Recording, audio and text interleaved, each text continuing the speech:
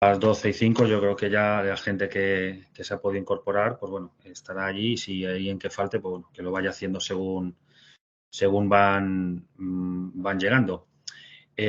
Bueno, esta jornada en la que estamos aquí hoy, en primer lugar, daros las gracias a todos los que os habéis inscrito y estáis aquí presentes por la asistencia. Bueno, mi nombre es Juan Javier Aparicio y mi compañero que vamos a compartir la presentación de esta jornada es Miguel Ángel Ruiz. Somos los responsables de la oficina de rehabilitación aquí en la provincia de Ciudad Real, yo por parte del Colegio de Aparejadores y él por parte del Colegio de Arquitectos. Esta jornada, que es la de cómo contestar a los requerimientos en el programa 4, bueno, en primer lugar también indicar que aunque está centrada en el programa 4, hay muchos requerimientos que son comunes, es decir, que fallos que se cometen o errores en expedientes del programa 4, pues también pueden ocurrir en el programa 3, por lo tanto, se pueden extrapolar a ese programa. Comentar también que, bueno, está un poco basado en unas jornadas anteriores que se hicieron hace unas semanas con respecto a los errores más comunes que se cometían a la hora de rellenar los expedientes, la solicitud y los anexos, y eso implicaba, pues evidentemente, que a esos errores comunes iban aparejados unos requerimientos que eran los más frecuentes, ¿vale? Por eso se hizo aquella jornada. En este caso, la jornada está centrada en contestar esos requerimientos, cómo realizarlos, pero también incidiremos al final de la presentación en esos errores comunes que se cometían. Evidentemente, muchos ya no se cometen, la gente que ya los ha tenido pues los corrige, pero si hay agentes gestores nuevos aquí en esta jornada o que se han ido incorporando y que se han dado de alta, pues posiblemente no conozcan cuáles son esos errores comunes que luego llevan a esos requerimientos.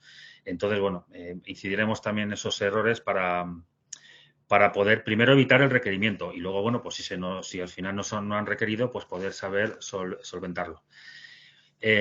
Bueno, en primer lugar, dado que estamos hablando de un requerimiento que es un procedimiento administrativo, pues definiremos lo que es un requerimiento, aunque todos en general lo sabemos. Y bueno, el requerimiento es un documento emitido por la Administración en el que se le solicita a una persona física o una persona jurídica que revise una solicitud previamente realizada para aportar cierta información o documento que no haya sido aportado, junto con la solicitud, o que no haya sido presentada de la forma correcta. Es decir, básicamente es cuando nosotros realizamos la solicitud, en este caso, de una ayuda, el programa 4, es documentación, o bien que hemos presentado pero no está correcta, le falta algo o está mal lo que hemos aportado, o bien le falta algún documento. En ese caso, la Administración nos hará ese requerimiento. Evidentemente, el requerimiento que nos hace la Administración es fundamentalmente y para lo que es completar esa información o corregir la que está mal y, por lo tanto, que el expediente administrativo pueda seguir adelante. Lo que hay que tener en cuenta siempre cuando vamos a recibir un requerimiento o lo hemos recibido, primero es el plazo. El plazo que nos da la Administración, al menos en este caso de los fondos Next Generation, para estos programas de ayudas, son 10 días hábiles contados a partir del día siguiente de la recepción de esa notificación. Como esta notificación se hace de manera telemática, pues evidentemente no es como antes, que era a través del correo postal que nos podía llegar la carta y cuando la recepcionábamos, sino que en este caso la recepción cuenta en el mismo momento en el que se descarga. Hemos recibido el mensaje y cuando descargamos ese documento para su lectura, otra cosa es que luego lo descarguemos en nuestro ordenador, pero al menos hemos accedido al documento para proceder a leerlo, es ahí cuando empieza a contar el plazo. Y como he dicho antes, son 10 días hábiles contados a partir del día siguiente de esa recepción de la notificación. También es verdad que, dado que esas notificaciones se realizan de forma telemática, también tenemos que tener muy en cuenta, desde el mismo momento en que hemos recibido nosotros el mensaje de que tenemos una notificación, el tiempo que podemos dejar transcurrir hasta que procedemos a esa descarga o a esa lectura. No podemos dejarlo por tiempo indefinido porque también, en ese caso, se podría considerar como que no se ha atendido el requerimiento y pueden archivar nuestro expediente. Por lo tanto, disponemos de un plazo que en este caso también es 10 días, desde que se emite la notificación por parte de la Administración y, por tanto, nos han mandado el mensaje de que lo hemos recibido hasta que nosotros procedemos a su lectura. Esos 10 días, evidentemente, no podemos dejarlos pasar para evitar el hecho de no atender a ese requerimiento. Cuando nosotros recibimos un requerimiento y ya vamos a proceder a lo que es cuando hemos decidido la lectura y vamos a proceder a corregir eso que nos han requerido, tenemos que tener muy presente la convocatoria. Nosotros podemos haber hecho el expediente en el año 2022 y una vez que se revisa por parte de la Administración y nos emite el expediente, podemos haber tenido la notificación, por ejemplo, en el 2023, en marzo, en abril, en cuando sea. Nosotros la documentación que tenemos que presentar y todo lo que tenemos que solventar en ese expediente es todo con respecto a la convocatoria en la que se presentó la solicitud de la ayuda. Es decir, no debemos, como estamos en el año 2023, hacer caso, o por lo menos atender a la convocatoria y a los documentos y los anexos del año 2023, sino que tenemos que usar los documentos del año en el que se solicitó la ayuda, que en este caso, evidentemente, pues o son del 2022 o bien, si nos ha llegado el requerimiento con expedientes de este año, pues del 2023.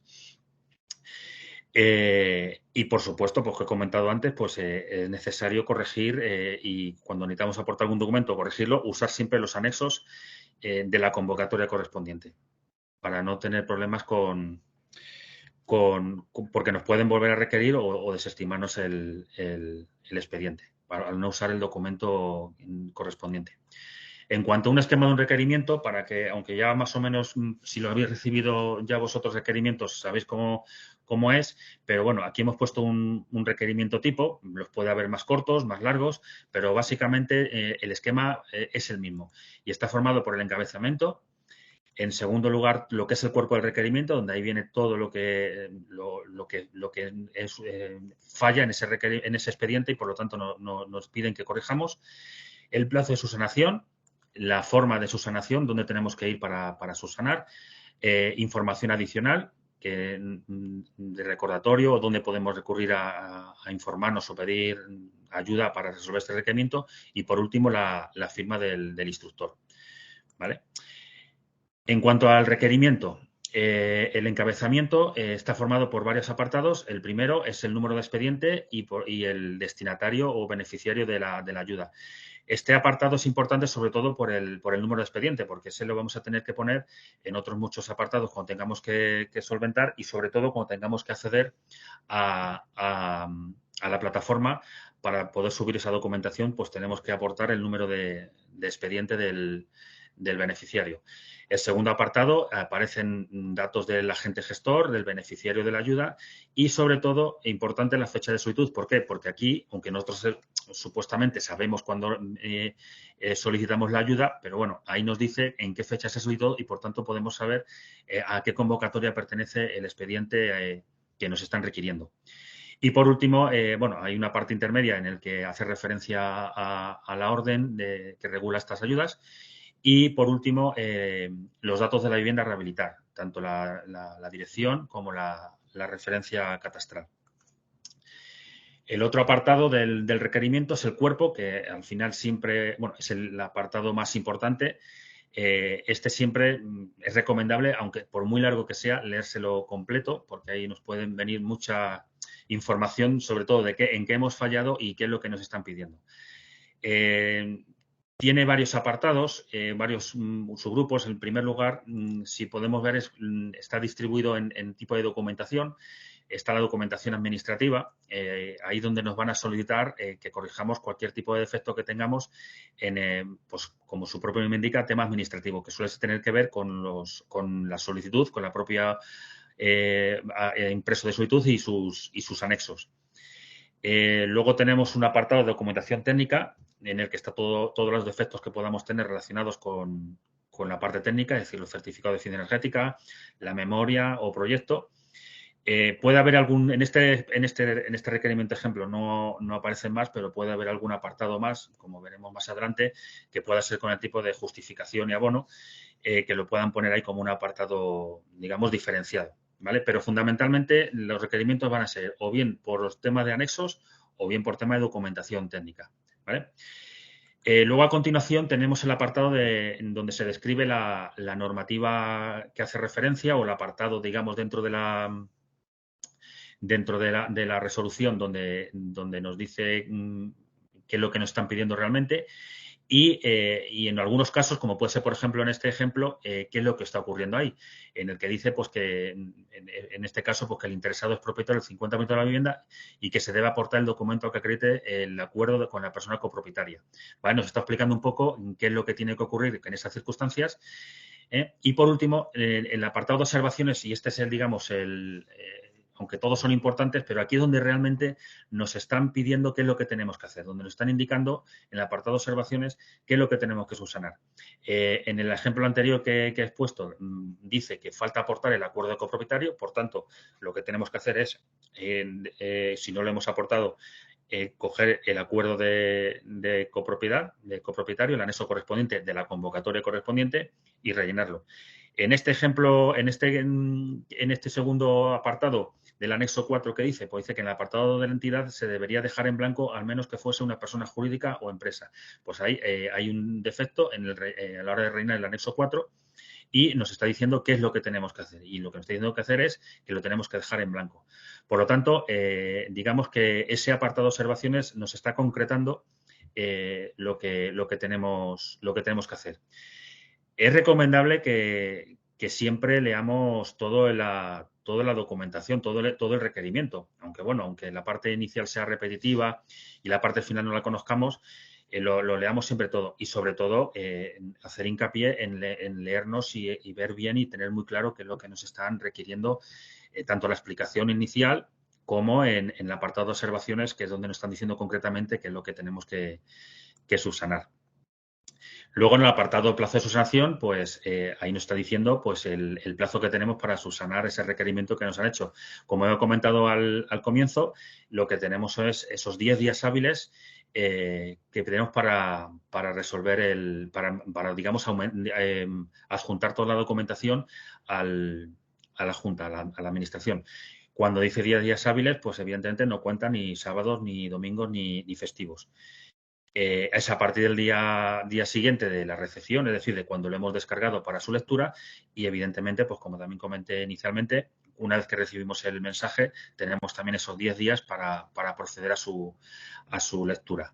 ¿Vale? Pero importante es estos 10 días hábiles desde que recibimos el mensaje, desde que descargamos el documento para que procedamos ya a empezar a corregir la documentación que nos solicitan y adjuntarla. Luego tenemos la forma de subsanación, que como bien indica ahí, es simplemente un enlace a Junta donde nos está diciendo dónde tenemos que pinchar para poder adjuntar toda esa documentación que tenemos que mandar corregida. Cuando accedemos a este enlace, lo que vamos a entrar es en esta pantalla, que es la de cómo van mis trámites. Imagino yo que muchos de vosotros, no todos, pero muchos ya habéis accedido a esta pantalla. Y tenemos dos opciones, acceso con certificado digital o acceso sin certificado digital. Aquí, como agentes gestores, no podemos acceder con certificado digital. ¿Por qué? Porque accedemos con nuestro certificado digital, con el nuestro propio, y lo que accedemos es a los expedientes que tenemos nosotros como personas físicas, no como agentes gestores que hemos realizado una solicitud de ayuda, sino que accedemos a nuestros propios expedientes. Entonces, lo que tenemos que hacer siempre es acceder sin certificado digital y rellenar los datos que nos piden una vez que hemos pinchado ahí, que son básicamente la identificación, qué tipo es, el NIF, fundamentalmente y sobre todo es el NIF, a no ser que es una empresa y pongamos el CIF, el número del NIF, y luego tenemos los datos de identificación, que bien puede ser el número de registro o el número de expediente. Uno u otro lo tenemos que tener y, como he comentado antes en el esquema del requerimiento, ese número de registro, ese número de expediente viene en el encabezamiento. Entonces, ese, sea cual sea el que nos hayan dado, lo tenemos que marcar y poner el número correspondiente. Una vez que hemos introducido los datos que nos piden ahí, entonces sí, ya le damos a enviar y ya accedemos a lo que es al expediente particular de esa persona y ya podemos acceder ahí a lo que es a la aportación de documentación. Ese apartado no lo vamos a ver ahora, lo veremos más adelante en el apartado de cómo responder al requerimiento. Luego tenemos el otro apartado tenemos del requerimiento, la información adicional, que fundamentalmente es dónde poder recurrir en el caso de que se necesite algún tipo de información adicional o ayuda. En este caso, pues lo que tenemos es las oficinas de rehabilitación de aquí de Castilla-La Mancha, de cada una de las provincias. Se puede recurrir, digamos, al teléfono o bien podéis también, si tenéis algún problema a la hora de resolver estos requerimientos, si no lo podéis hacer de manera telefónica o por correo electrónico, al info@rehabilitación.es, clmrehabilitación.es, podéis hacerlo también a un correo electrónico que está habilitado para el tema de los requerimientos. Ahí nos podéis enviar, si queréis, el propio requerimiento y ahí podemos también ayudaros a resolverlo. El correo electrónico es requerimientosinfo@clrmrehabilitación.es. Entonces, bueno, podéis también ahí, a través de ese correo electrónico, poder resolverlo, ¿vale? Luego también hay un apartadillo, un segundo párrafo en el que básicamente avisa de las consecuencias de no subsanar, que básicamente es que se tiene por desistido la subvención. Por tanto, sí es importante, no ya evidentemente resolver bien el expediente, sino hacerlo en tiempo y forma para evitar esos que se nos pueda desistir ese requerimiento. Bueno, ahora pasamos al apartado de responder a un requerimiento y esto lo hará mi compañero Miguel Ángel y ya le doy paso a él. Bueno, hola, buenos días. Vale, ¿me escucháis?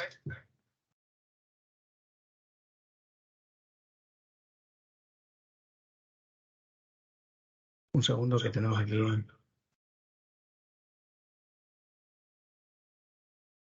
¿Se escucha bien ahora? No. Acoplar los micrófonos, Miguel Ángel. Sí. ¿Ahora? Ahora sí, Sí, ¿verdad? ahora bien. Bueno, supongo que sí. Vale, pues paso a compartir la presentación.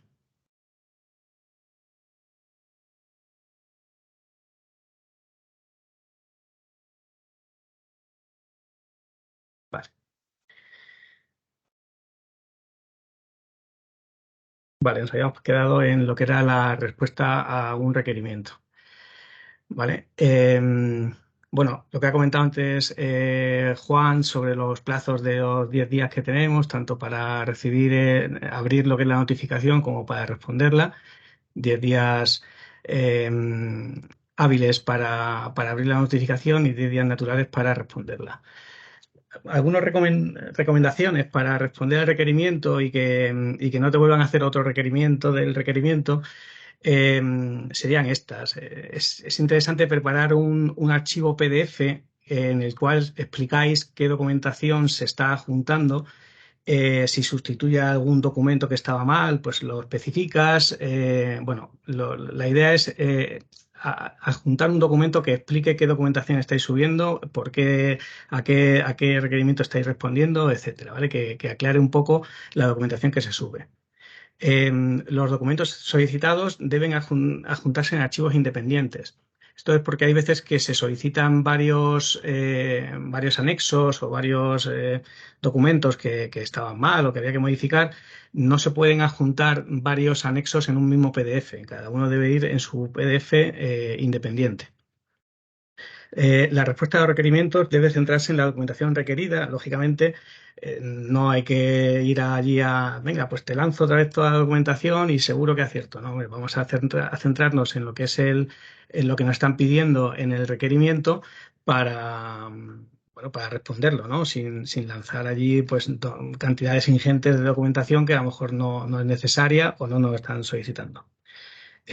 Una cosa importante, si el expediente es de la convocatoria de 2022, la respuesta debe emplear los impresos de la convocatoria de 2022. Y si es la del 23, de utilizar los impresos de la convocatoria del 23. Lo digo porque algunos anexos han cambiado la numeración o el modelo ha cambiado ligeramente de una convocatoria a otra, con lo cual, si nos piden el documento, el anexo de copropietarios, por ejemplo, bueno, pues si es de la convocatoria del 22, pues el documento de anexo del 22. Esto es importante.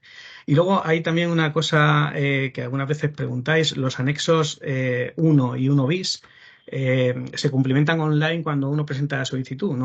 Digamos que no tienes que adjuntarlos en PDF porque al presentar la solicitud ya lo está rellenando.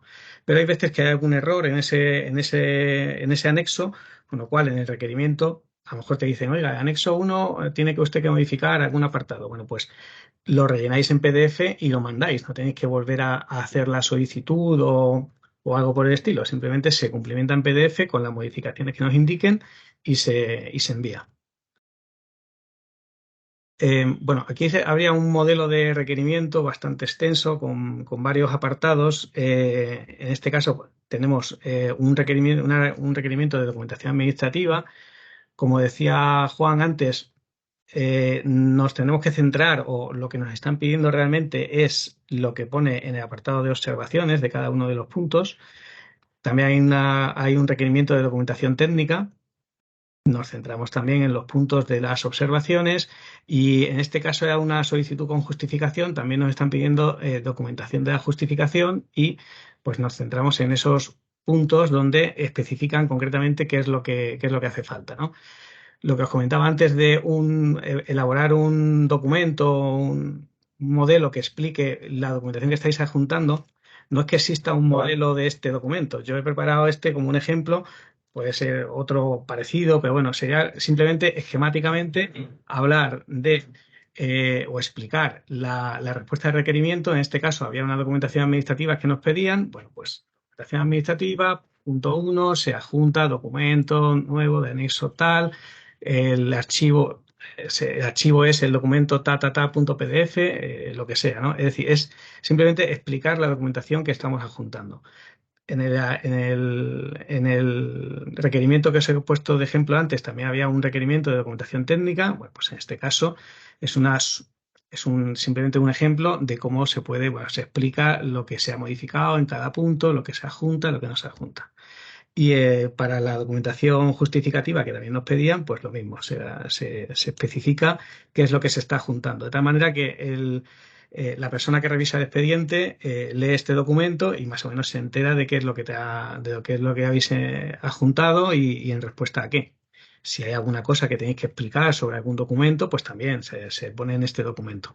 Repito, esto no es un modelo específico, puede ser, cada uno hace un modelo como lo ve conveniente, pero bueno, no está mal seguir pues un ejemplo como este. Y luego, pasos para juntar la documentación. Una vez que has preparado este archivo explicativo y los documentos que se estaban solicitando, pasamos a juntar la documentación requerida del expediente. Lo ha explicado antes Juan, bueno, repito un poco, es entrar en la sede electrónica, en ventanilla, consultar expedientes. El matiz es importante, lo de no entrar con el certificado digital. Si entras con tu certificado digital, consultas tus expedientes propios como ciudadano, de cosas tuyas, propias, personales. Por lo tanto, hay que entrar sin certificado digital. Y una vez que accedes sin certificado digital, pones los datos del expediente, que sería el NIF del solicitante o del cliente en este caso, y el formato de registro o de expediente, funciona, bueno, cualquiera de los dos datos que tengáis, enviar. Y una vez que has entrado dentro del expediente, en el apartado de adjuntar documentación, bueno, pues ahí subes los documentos que hayas preparado que te estaban solicitando. No tiene mucho más.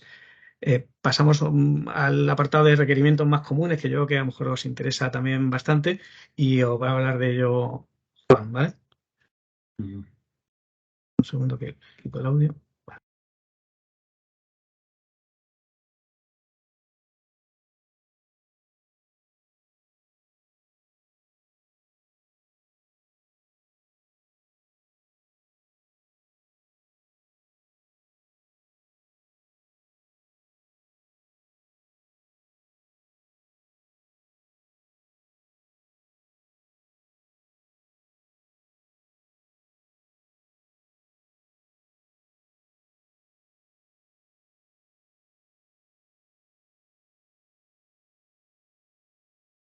Juan, no se te oye. Juan, no se oye.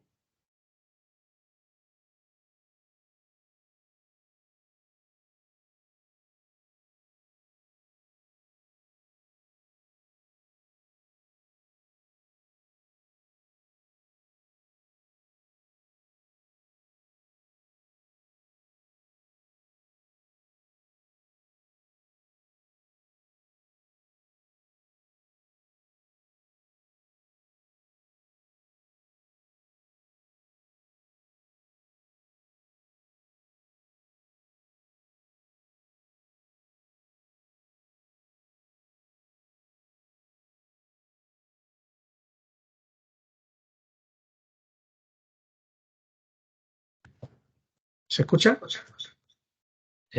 Ahora sí.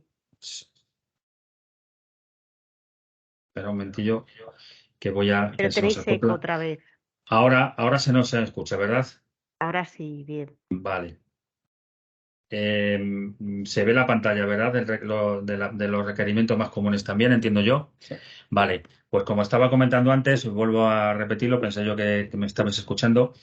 Vamos a pasar a este apartado que es el de los requerimientos más comunes. Básicamente porque estos requerimientos comunes, bueno, estos requerimientos comunes están basados en errores comunes que se tenían inicialmente. Eran, pues, muchos de ellos eran, pues, de lógica, otras veces no se sabía muy bien la gente cómo rellenar ciertas cosas, pero se vio que en todo el mundo, o por lo menos la mayoría, caían esos mismos errores. Esos errores daban lugar a unos requerimientos y bueno, digamos que se ha hecho una recopilación de esos errores más frecuentes y que daban lugar a esos requerimientos. Lo tenemos estructurado por anexos para que sea todo un poquito más ordenado, que es lo que fundamentalmente se falla. Evidentemente no vamos a entrar en todos y cada uno de los apartados de los anexos porque no es necesario, simplemente en donde se cometen los errores más frecuentes. Si empezamos con el anexo número 1, que son los modelos de solitud, aquí están, también vamos a un poco cuál es la numeración que tienen cada una de las convocatorias, ya que en algunos aspectos, en algunos anexos no coinciden, la convocatoria del 2022 y la del 2023. Pero vamos, en lo que es la solitud de la ayuda, para las dos convocatorias es el anexo número 1. Si estamos hablando de la solicitud del abono, pues es el anexo 8 en el 2022 o el anexo 12 en el 2023. Y si hablamos de la solitud más justificación de abono, es el anexo 1 bis en el 2023. En el 2022 no tiene numeración. Pero vamos, lo que es el documento se puede descargar igualmente. ¿Qué es lo que fallamos o se falla, digamos, con más frecuencia en estos modelos de solitud, tanto de ayuda como de abono como de justificación? El error más frecuente, y sigue ocurriendo, es el tema del representante. Eh, Pensamos que por el hecho de ser agentes gestores y que estamos tramitando la ayuda para otra persona, en este caso para el beneficiario, nos podemos pensar que nosotros somos los representantes de esa persona. Y no es así. Nosotros, como agentes gestores, bueno, en este caso vosotros, que estáis ahí del otro lado, como agentes gestores, solamente estáis tramitando la ayuda. No sois en ningún momento representante de nadie. Por lo tanto, no hay que rellenar el apartado 2 de datos de la persona representante. ¿Vale? Ese apartado siempre hay que dejarlo vacío, a no ser, claro está, que ese beneficiario tenga un representante legal. Puede ocurrir que sea una empresa, puede ocurrir también que sea una persona con un cierto tipo de discapacidad y que necesite a lo mejor un tutor legal o algún tipo de representación, pues en ese caso sí que lo rellenaríamos. Si ese es el caso, necesitamos aportar el documento que acredite esa representación, ¿vale? Pero si no es el caso, que es lo que suele ocurrir en la mayoría de las ocasiones, nosotros como agentes gestores no somos los representantes y por tanto este apartado hay que dejarlo vacío. Lo que ocurría normalmente es que se rellenaba con los datos del propio agente gestor. Otro error común es sobre todo el tema de la referencia catastral. Esto, más que digamos, no por desconocimiento, pero puede ser a veces por despiste, podemos rellenar la referencia catastral y sobre todo el problema fundamental es que no suele coincidir la referencia catastral que ponemos en la propia solicitud para identificar la vivienda con la que ponemos a lo mejor en los certificados de eficiencia energética o los que ponemos en la memoria.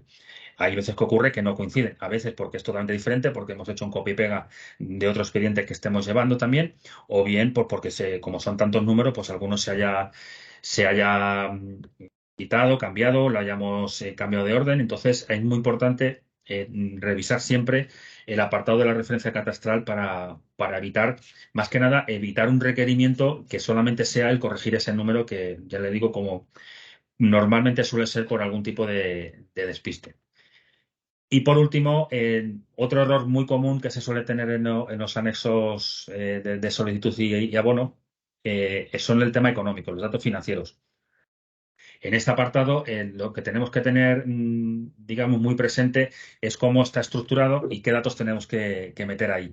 Este cuadro que viene en la solicitud es igual que el cuadro, o por lo menos muy similar al cuadro resumen que vienen en los anexos, bueno, en el 15 y en el 16, aunque en el 15 no es un cuadro como tal, pero los datos económicos que aparecen allí deben coincidir con estos. Incluso en la memoria y sobre todo en la convocatoria del 2023, en el que debemos también incluir un cuadro resumen en esa memoria, coincide con este cuadro. Entonces, lo que sí tenemos que tener muy presente los datos que metemos ahí eh, para, para que por lo menos haya coherencia y coincidan tanto de los datos que metemos en este anexo de la solicitud como los que metemos en la memoria o luego en el anexo 15. Luego más adelante veremos cómo rellenar ese anexo. ¿Vale? Pero sí es importante tener presente la forma de rellenarlo y sobre todo respetar todo el tema, sobre todo de capítulos, ¿vale? Porque hay veces que también no se respeta y se ponen los números. Y ya le digo, al final lo que tiene que haber es una coherencia entre los datos que metemos en los anexos de solicitud con lo que metemos en la memoria y luego en el abono. Pasamos ya a otro anexo, que es el anexo número 2, que coincide en la numeración en las dos convocatorias, del 2022 y del 2023, y es el acuerdo entre el beneficiario y el agente gestor. ¿Cuál es el error más común que cometemos aquí? Pues igual que en el apartado del anexo 1, es el tema del representante. Es muy habitual que cuando ponemos el nombre del beneficiario, que actúa en su propio nombre y derecho o en representación de. Y ahí rellenamos también datos de representación, que es que se suele poner el dato del agente gestor. Ese dato de la representación hay que dejarlo vacío si no hay un representante. Entonces, es un error muy común que se sigue todavía produciendo. Y lo que es tener nosotros siempre presente que nosotros no somos representantes de nuestro cliente en este caso, que le estamos tramitando la ayuda. Y luego tenemos el apartado de firmas. Luego hablaremos también, digamos, de las firmas más particularmente, pero siempre hay que tener presente y fundamentalmente tener cuidado con esto en cualquier anexo. En este particularmente porque tiene dos firmas, pero en cualquier otro anexo que tengamos más de una firma, que normalmente suelen ser dos, no hay más, las dos firmas tienen que ser iguales, ¿vale? Es decir, si una persona, y en este caso suele ser el beneficiario, firma de manera manual, el agente gestor o el técnico o la otra persona que tenga que firmar ahí también tiene que firmar de forma manual, de forma manuscrita. Si uno firma con firma digital, la otra persona también lo tiene que hacer con la firma digital. Es decir, las dos firmas tienen que ser exactamente iguales. Cuando firmamos de manera manuscrita tenemos que tener presente, bueno, dos cosas. Primero, esa firma manuscrita no vale que sea una inserción de firma. Es decir, no podemos insertar una imagen y hacerla como si fuera nuestra firma. Es decir, ese documento hay que imprimirlo en papel y hay que firmarlo de forma manuscrita, ¿vale?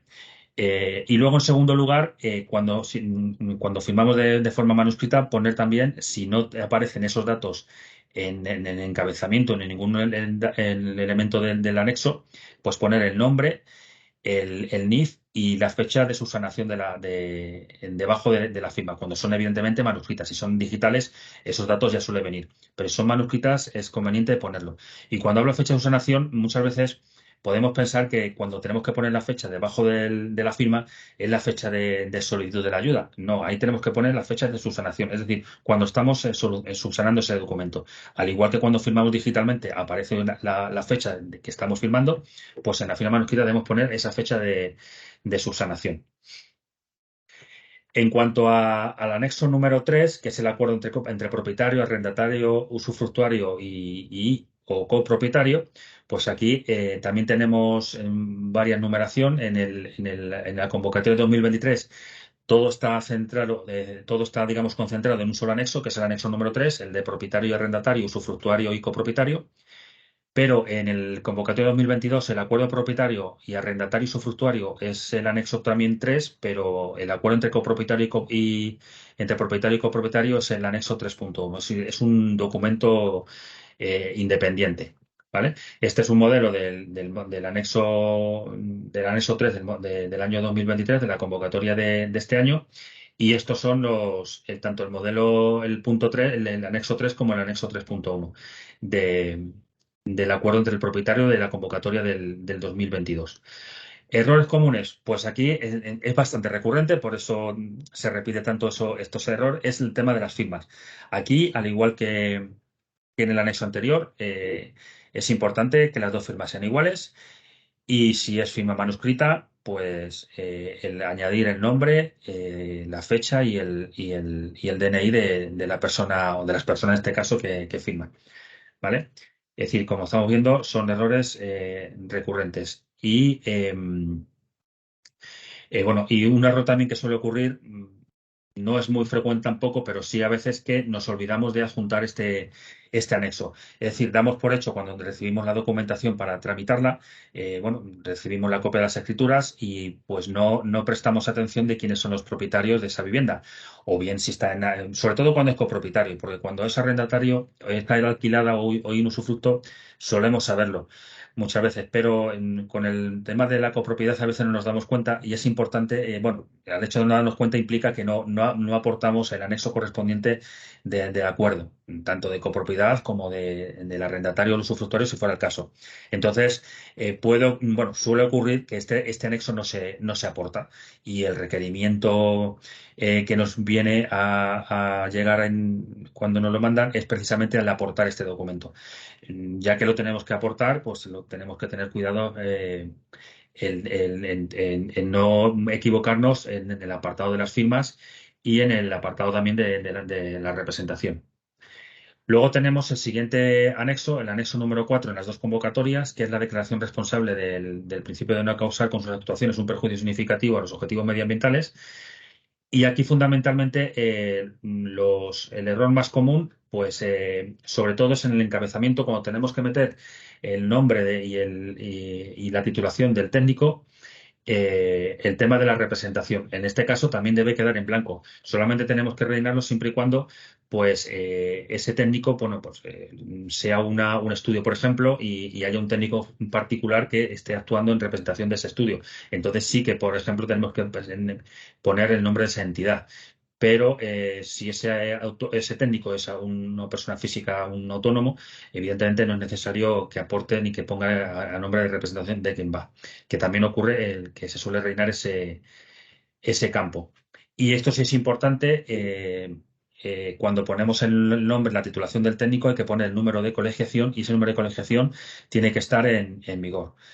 Parece ser que se ha dado algún caso en el que se ha puesto números de colegiación que no están dado de baja o que no están en vigor. Entonces, es importante que ese técnico, si no hemos sido nosotros los que hemos elaborado la documentación técnica, sino que nos lo han aportado, de un técnico ajeno a nosotros, pues tener cuidado, por lo menos comprobar de que es un técnico que está colegiado y con un número de colegiación, ¿vale?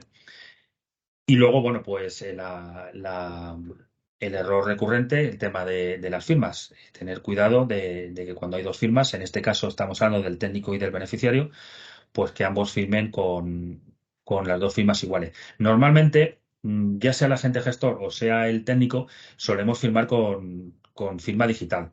Y es el beneficiario el que a veces firma con firma digital o con firma manuscrita. Depende también esa persona, ese beneficiario de la ayuda, si dispone o no de firma digital. Por lo tanto, muchas veces es él quien, digamos, nos manda en el sentido del tipo de firma que tenemos nosotros que aportar.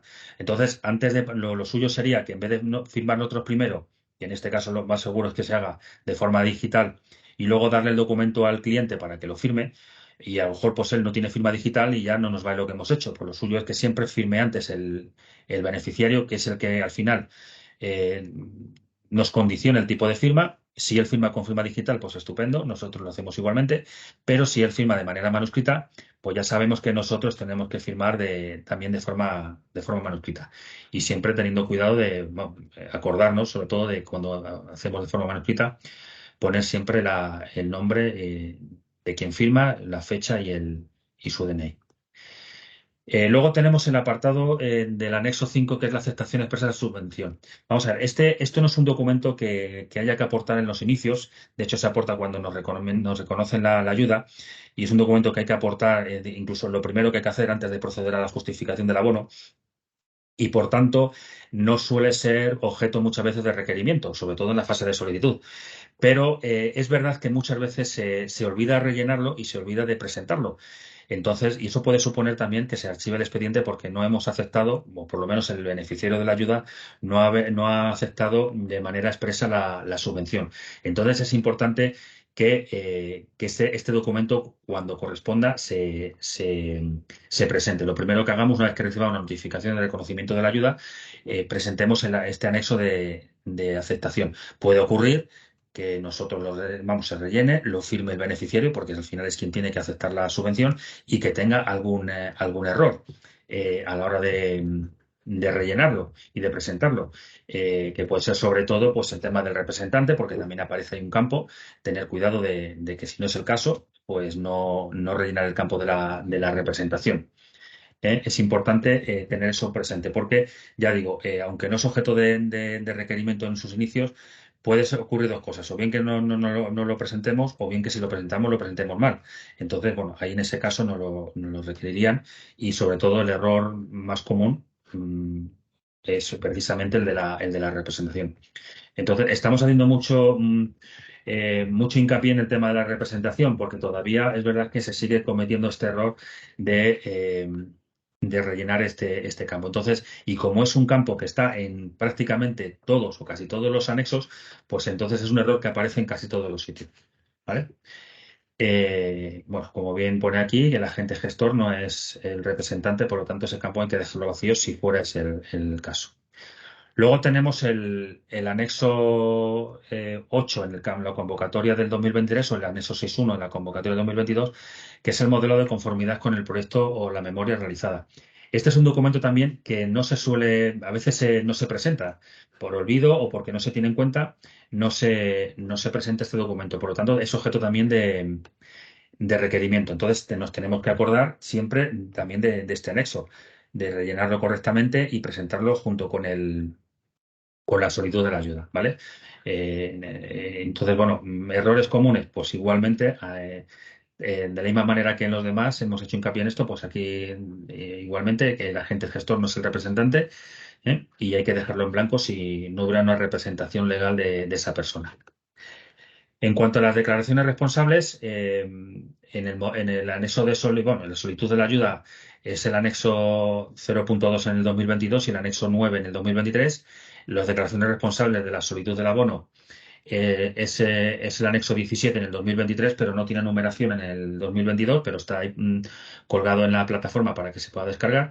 Y luego en el anexo de solicitud más justificación de abono, la declaración responsable es el anexo 0.4 en la convocatoria del 2022 y el anexo 11 en la convocatoria del 2023. En cuanto a los errores más comunes, bueno, aquí sobre todo se ha detectado que los errores en los datos de la vivienda. A veces se ha puesto la vivienda, bueno, unos datos diferentes, o bien si el propietario no está allí empadronado, a lo mejor ha puesto sus datos, porque quien está empadronado es un arrendatario o un usufructuario, entonces lo que se ha puesto es el dato de el domicilio del beneficiario de la ayuda, que a lo mejor no coincide con la que es objeto de la ayuda, porque en esa vivienda está residiendo otra persona. Entonces es importante que en esos datos de la vivienda se coloquen la vivienda, la dirección en que es objeto de la ayuda, donde se va a hacer la rehabilitación. Luego hay un apartado que también suele ser bastante, bueno, común, el no hacerlo correctamente, el tema del IVA. Son las tres casillas que hay que marcar debajo del todo, antes de llegar a la zona de la aceptación o no de que comprueben datos del solicitante. Uno es el tema del IVA, siempre hay que marcarlo o no, dependiendo si se puede compensar o no compensar el IVA. En condiciones normales, el que solicita la ayuda es una persona física, por lo tanto no se compensa el IVA y por lo tanto hay que marcarlo. Si no se va a compensar el IVA, que es lo más común, lo que suele ocurrir normalmente. Si es un autónomo o una empresa que va a usar, digamos, ese IVA de los gastos que le ocasiona esa rehabilitación para, para su empresa, pues evidentemente el IVA no se puede poner. Luego tenemos el otro apartado que es las dos casillas que hay debajo. Siempre una de las dos hay que marcarla, ¿vale? No se pueden dejar sin marcar, o una u otra. Una es que si no se han solicitado otras ayudas por otra vía para estas mismas actuaciones, o bueno, o para otras, pero si no se han recibido, no se han solicitado ayudas, tenemos que marcarlo. Y en el caso de que sí se hayan solicitado esas ayudas o se hayan recibido, tenemos que marcar la casilla de abajo. En el caso último, que marcamos la tercera casilla, es decir, que hemos solicitado o nos han concedido ayudas para esta misma actuación, tenemos luego que rellenar el cuadro que viene debajo en el que nos dicen qué tipo de ayudas, a través de quién se han solicitado y la cuantía de la misma si hemos recibido ya la cuantía. Pero digamos que en este anexo de la declaración de responsables nos tenemos que incidir mucho en rellenar bien este apartado último de tanto del IVA como si hemos recibido o hemos solicitado otro tipo de ayudas por otras vías. Luego tenemos el modelo de la declaración de ausencia de conflicto de intereses, el DACI, que para las dos convocatorias es, bueno, en el anexo 3, en la convocatoria 2023 es el anexo 10 y para la convocatoria 2022 no tiene una numeración concreta, pero bueno, el modelo viene a ser el que vemos aquí en la pantalla y aquí el error más común es la marcación que tenemos que hacer en la parte de arriba de este modelo de declaración. ¿Qué es lo que ocurre? Aquí lo que nos están pidiendo es que nosotros marquemos si quien va a firmar este documento es la persona beneficiaria de la ayuda o su representante legal, repito, no es el agente gestor, o el propio agente gestor o un representante legal del agente gestor.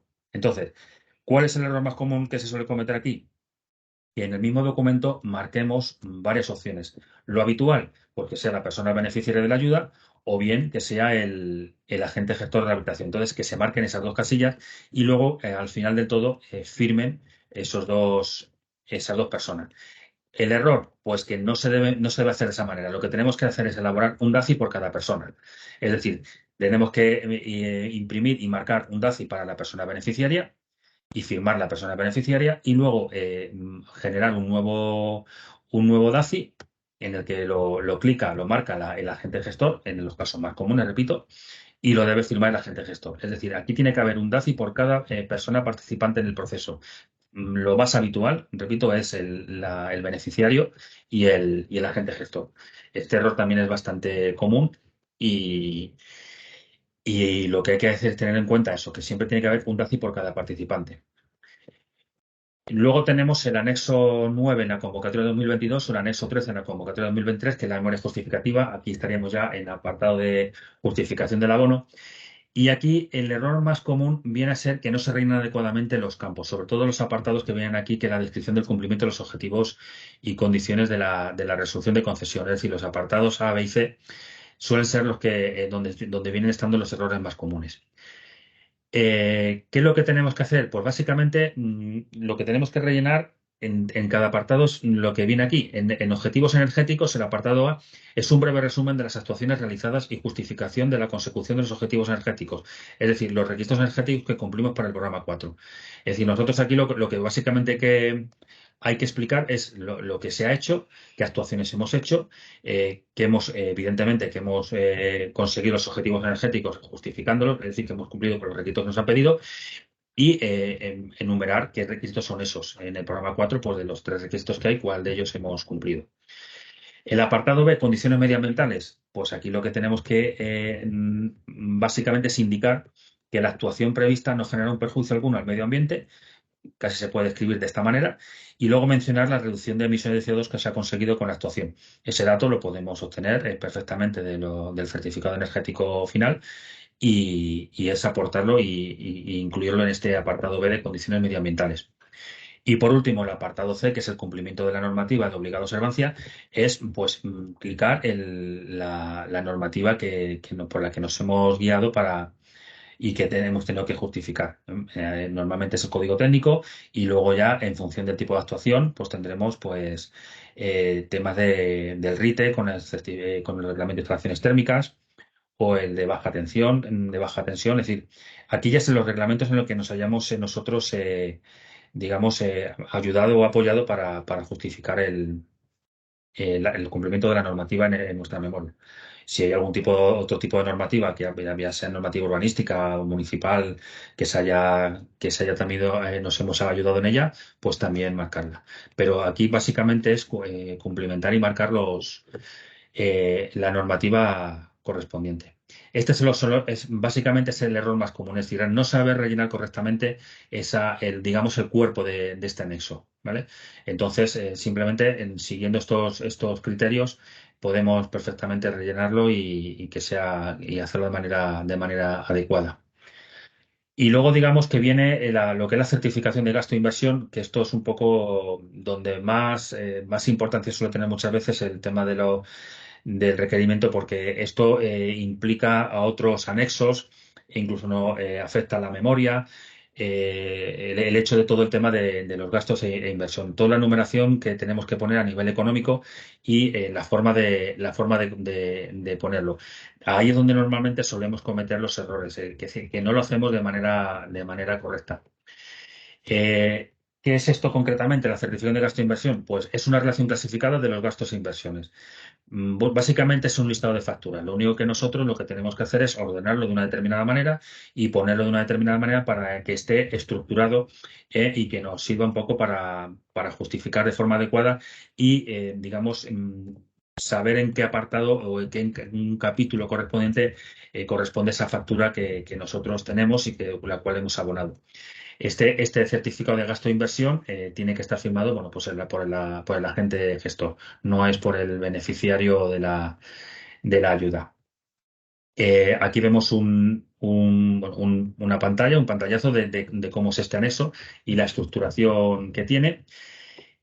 Aparte del número de orden que tenemos a la izquierda, tenemos un primer apartado importante que es el de los capítulos subvencionables. Estos capítulos subvencionables no tienen nada que ver con los capítulos que nosotros podamos poner en nuestra memoria de capítulo 1 demoliciones, capítulo 2 cimentaciones, bueno, lo que ponemos, que en los casos de rehabilitación no serán otros, pero no son estos. Estos capítulos subvencionables son los que vienen en nuestra memoria y en el anexo 16, que es el anexo siguiente a este, que es la estructuración, es decir, es la obra civil vinculada a la actuación, es decir, la mano de obra. Luego tenemos la adquisición de activos materiales, lo que es luego el tema de honorarios técnicos y tramitación de ayuda. Entonces, esos serían los capítulos. Nosotros tenemos que poner aquí el gasto que hemos tenido, a qué capítulo correspondiente lo vamos a asociar.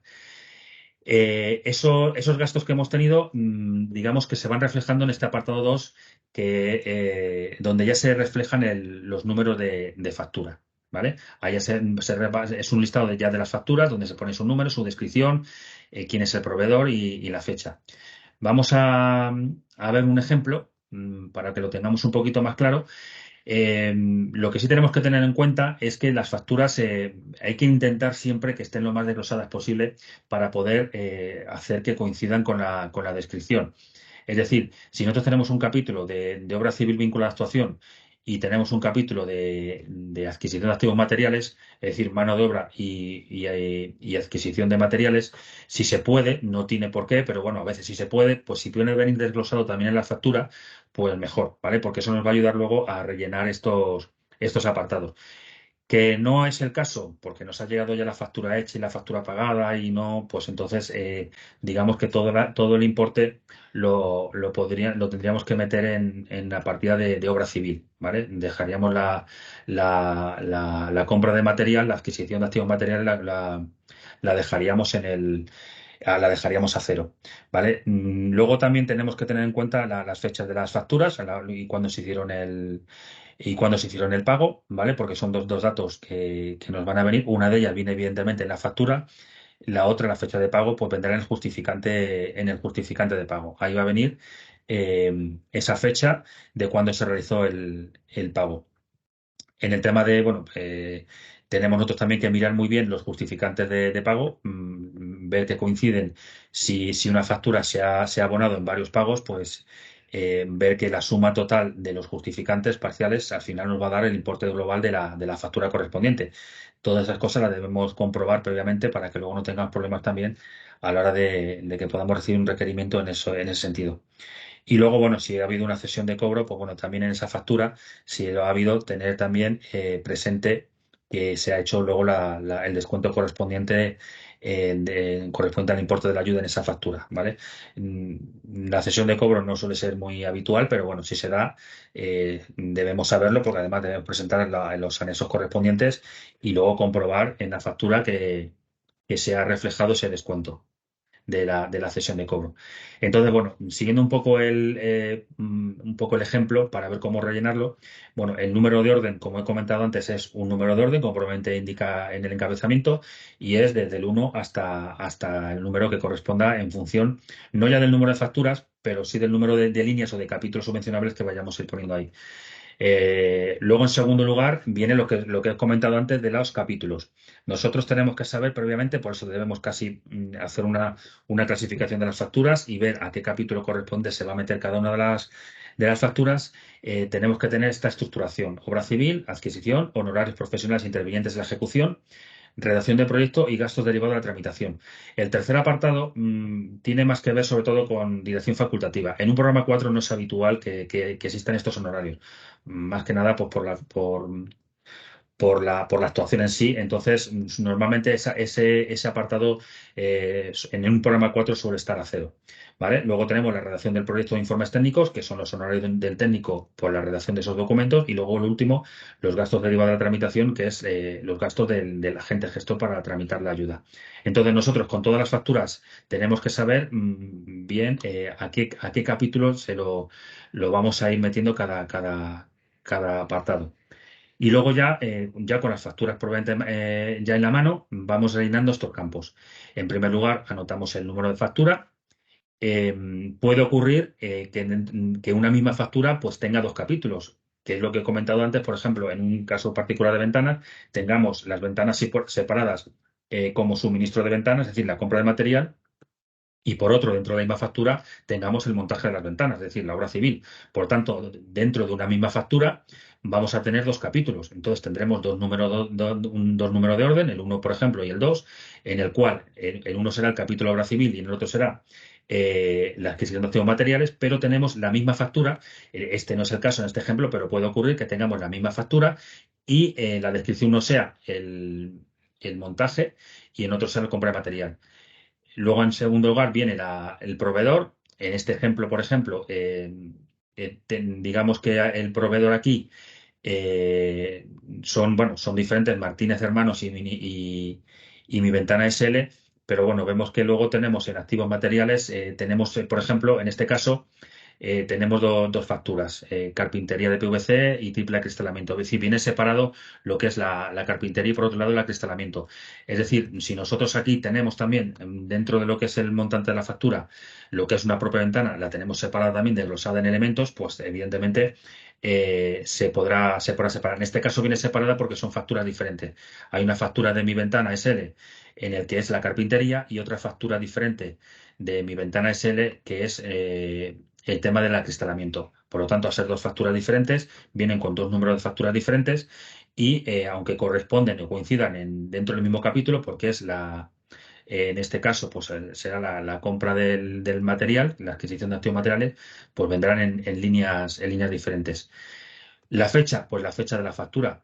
En este caso, pues bueno, el 15 de marzo, estas dos facturas de Mi Ventana SL, pues tenemos una del 29 de abril, que fue cuando la facturación de la carpintería, y 9 de mayo, que es del acristalamiento. Luego los demás facturas, como vemos, es honorarios del técnico, por un lado, y lo otro, gasto de tramitación, que es la tramitación de la ayuda, es decir, del agente gestor. ¿Vale? Puede ocurrir que sea la misma persona, el agente gestor y el técnico, y que esté de todo, puede ocurrir que esté todo en una misma factura y por lo tanto tenga un número de factura igual y en el que venga desglosado las memorias, honorarios por redacción de memoria y certificados, y por otro lado la tramitación, o bien puede ocurrir, como este es el caso, que sean dos facturas independientes, ¿vale? En este caso, pues tenemos una factura para los honorarios por la redacción de la memoria técnica y otro por la tramitación de la ayuda. El proveedor coincide, pero en este caso tenemos que son facturas independientes con sus capítulos correspondientes, ¿vale? Entonces, hay que tener siempre, por eso hay que tener muy bien clasificado la factura y tener muy claro antes de empezar a rellenar para evitar cualquier tipo de error dónde vamos a meter cada concepto. Luego a continuación, pues bueno, viene ya el importe sin IVA y con IVA de lo que es de lo que es cada concepto, cada capítulo. Y por último tenemos la fecha de pago. Esto tiene que coincidir con el justificante bancario de cuándo se realizó el pago de esta factura correspondiente. Puede ocurrir también de que es una factura se haya abonado en varios pagos. Podemos poner o bien todas las fechas de pago o bien poner la última, que es al final un poco la importante.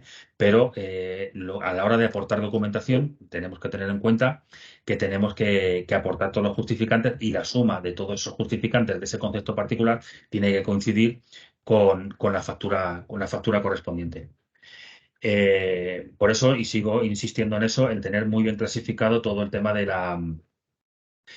las facturas, tenerlo bien distribuido y bien separado en qué vamos a poner en cada capítulo y con su proveedor, con su fecha. Es decir, hacernos un borrador previamente para luego poder rellenar eso. Esto al final, pues bueno, nos dará un importe total de dinero, de factura y de pago que deben coincidir.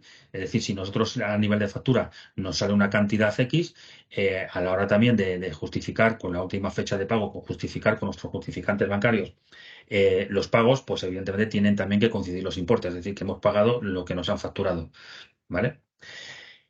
Y luego tenemos aquí lo que es la certificación del gasto, que es el anexo 12 en el 2022, el anexo 16 en el 2023, que es una especie como de resumen, pero si nos damos cuenta está muy vinculado con el anexo anterior porque aquí vienen lo que son los capítulos que hemos puesto previamente. Es decir, nosotros aquí ya lo que vamos a hacer es rellenar los importes, pero por capítulo. No es un listado ya de facturas, sino que tenemos que sumar todas las facturas o todos los importes que tengamos del capítulo 1 de la obra civil y poner ahí el importe total.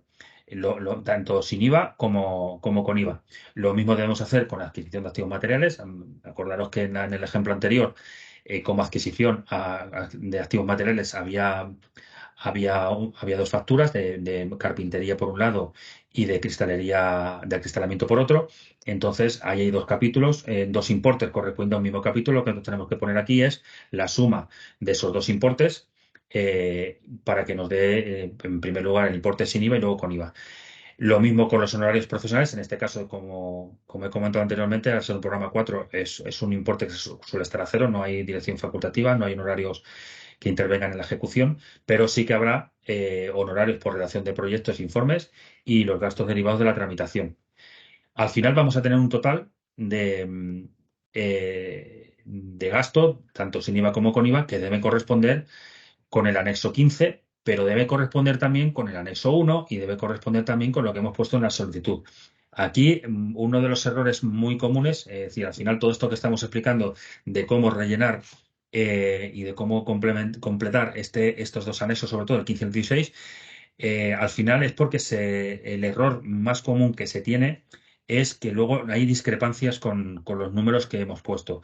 A veces pueden ser por céntimos o por los decimales, pero hay otras veces que no corresponden. Hemos hecho mal una suma o bien estamos diciendo una cantidad en la solicitud y estamos diciendo una cantidad diferente en la memoria. Entonces, lo que hay que tener muy presente y tener mucho cuidado, que luego puede ser objeto de requerimiento, es que haya coherencia y que esos números coincidan, ¿vale? Tenemos que tener muy, muy presente eso. Si al final nos lo tuvieran que requerir por el hecho ese de que haya alguna discrepancia en esos números, pues bueno, como hemos explicado con estas dos diapositivas, es cómo rellenarlo para que luego coincida y evidentemente repasar lo que hemos puesto en el resto de anexos. Dentro de esto del anexo 16, pues bueno, nos van a pedir un número de expediente y la persona beneficiaria, evidentemente la persona beneficiaria la conocemos. Este cuadro, si fuera en solamente solicitud, no conocemos el número de expediente. Bueno, justificación, bueno, en este caso no conocemos el número de expediente porque lo hacemos todo, digamos, en la solicitud de la ayuda y la justificación del abono lo hacemos todo junto y no tenemos todavía un número de expediente asignado y no lo conocemos. Si no lo conocemos, pues no se puede poner nada. Pero si no, habría que poner el número de expediente que, si estamos hablando de la justificación de abono, el expediente que tenga asignado eh, ese expediente, valga la redundancia, para la solicitar la ayuda. Bueno, aquí vienen ya los números que se van poniendo, tanto sin IVA como con IVA, tanto de la obra vinculada, la adquisición de activos materiales, la redacción de los honorarios por la redacción del proyecto y por la tramitación. Y nos da un importe total, tanto sin IVA como con IVA. Estos números totales son los que tenemos que mirar y comprobar de que nos van a coincidir con el anexo anterior, con el anexo 15 y con el resto de anexos, el anexo 1 en este caso y bueno, y la memoria. Y lo que hay que tener muy presente también es que estos valores que se van a poner aquí son de los costes subvencionables.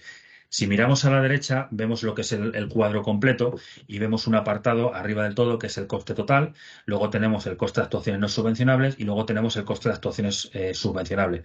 Por lo tanto, lo que tenemos nosotros que rellenar ahí son los datos de los costes subvencionables, es decir, los que están sujetos a la propia actuación y en los cuales podemos obtener la ayuda. Nosotros, si nuestra actuación implica más obra y por tanto tenemos más coste, lo tenemos que reflejar también. Arriba del todo, lo que es el coste global, sumarlos la actuación subvencionable con la que no lo es. En segundo lugar, poner lo que no es subvencionable. Y por último, la actuación subvencionable, ponerla, pero ya en este caso estructurada por los capítulos que vemos aquí. Y lo que sí tenemos que tener, digamos, también hacer una comprobación que también puede dar lugar a error, es que la suma del coste subvencionable más el coste no subvencionable nos tiene que dar igual al coste total. En eso también lo tenemos que tener mucho cuidado a la hora de rellenarlo. Luego ya de abajo pues viene la cuantía de la ayuda. En un primer lugar está la ayuda bruta, que es la aplicación del porcentaje que le corresponde. eh, que en este caso sería el 40%. En esta ayuda bruta no se pondría el límite, simplemente es el porcentaje puro y duro que nos saldría de calcular el 40% de estos importes, y luego ya la ayuda neta ya es aplicando los límites. Es decir, si nos hemos pasado de 3.000 euros pues, bueno, y se compensa o no se compensa el IVA, pues pondríamos la cantidad, pero ya con el límite aplicado. ¿Vale? Es decir, la ayuda bruta sería el 40% sin límites y la ayuda neta sería aplicando el límite que le correspondería, que en este caso serían los 3.000 euros. Luego se tienen unos límites adicionales que por la general no se suele dar el caso, al ser la mayoría de la gente personas físicas las que den la ayuda, que son unos límites, digamos, que establecidos por el Estado, pero cuando son empresas, ¿vale? O profesionales autónomos. Pero por regla general, casi todos los expedientes suelen ser de personas físicas y este apartado quedaría a cero. Este anexo, como he comentado anteriormente, al igual que el anexo 15, tiene que estar firmado por el agente gestor de rehabilitación. ¿Vale? Hay veces, aquí sí que es verdad que aparece la fecha en la firma y en este caso lo vemos y se suele firmar, pero en el anexo 15 a veces se olvida también el firmarlo. ¿Vale? Y ese anexo 15, el anterior que hemos estado viendo del listado de facturas, es importante acordarnos de que el agente gestor debe firmar ese anexo. Y luego, bueno, ya no centrándonos ya en los anexos propiamente dichos, sino en errores ya más genéricos, pues tenemos en primer lugar el tema de facturas. Cuando se sube la documentación y se aportan las facturas, tenemos que tener una serie de precauciones, porque pueden dar lugar a requerimientos o incluso ya de desestimación del propio expediente. En primer lugar, el tema del nombre de quién van las facturas. Es importante de que las facturas vayan siempre a nombre del beneficiario. Es importante, por eso también muchas veces, en función de la circunstancia que vaya a haber en esa vivienda, de quién viva, quién no viva y a nombre de quién esté, y quién vaya a hacer el pago y quién no vaya a hacerlo, tenemos que tener muy presente y sobre todo dejárselo claro al beneficiario, sobre todo cuando no se ha hecho todavía la obra. Que tenga la precaución de tener cuidado en el que las facturas siempre tienen que ir a nombre del beneficiario. Y, por supuesto, si nos encontramos con una solicitud de ayuda, con una obra ya terminada en el que ya tenemos las facturas y los justificantes, pues es una comprobación que tenemos que hacer. El hecho de que las facturas vayan a nombre del solicitante. En estos casos, si no coincide, pues ya pues tiene poca solución, a no ser que sean unas facturas muy recientes y se pueda hablar con el proveedor y bueno, puedan cambiar las facturas y cambiarlas de nombre. Pero bueno, eso ya va un poco, digamos que sería una cosa que tendría que hacer el beneficiario para solventar si fuera ese el caso, ¿vale? Pero es importante tener precaución de comprobar a nombre de quién van las facturas y siempre que sean a nombre del beneficiario.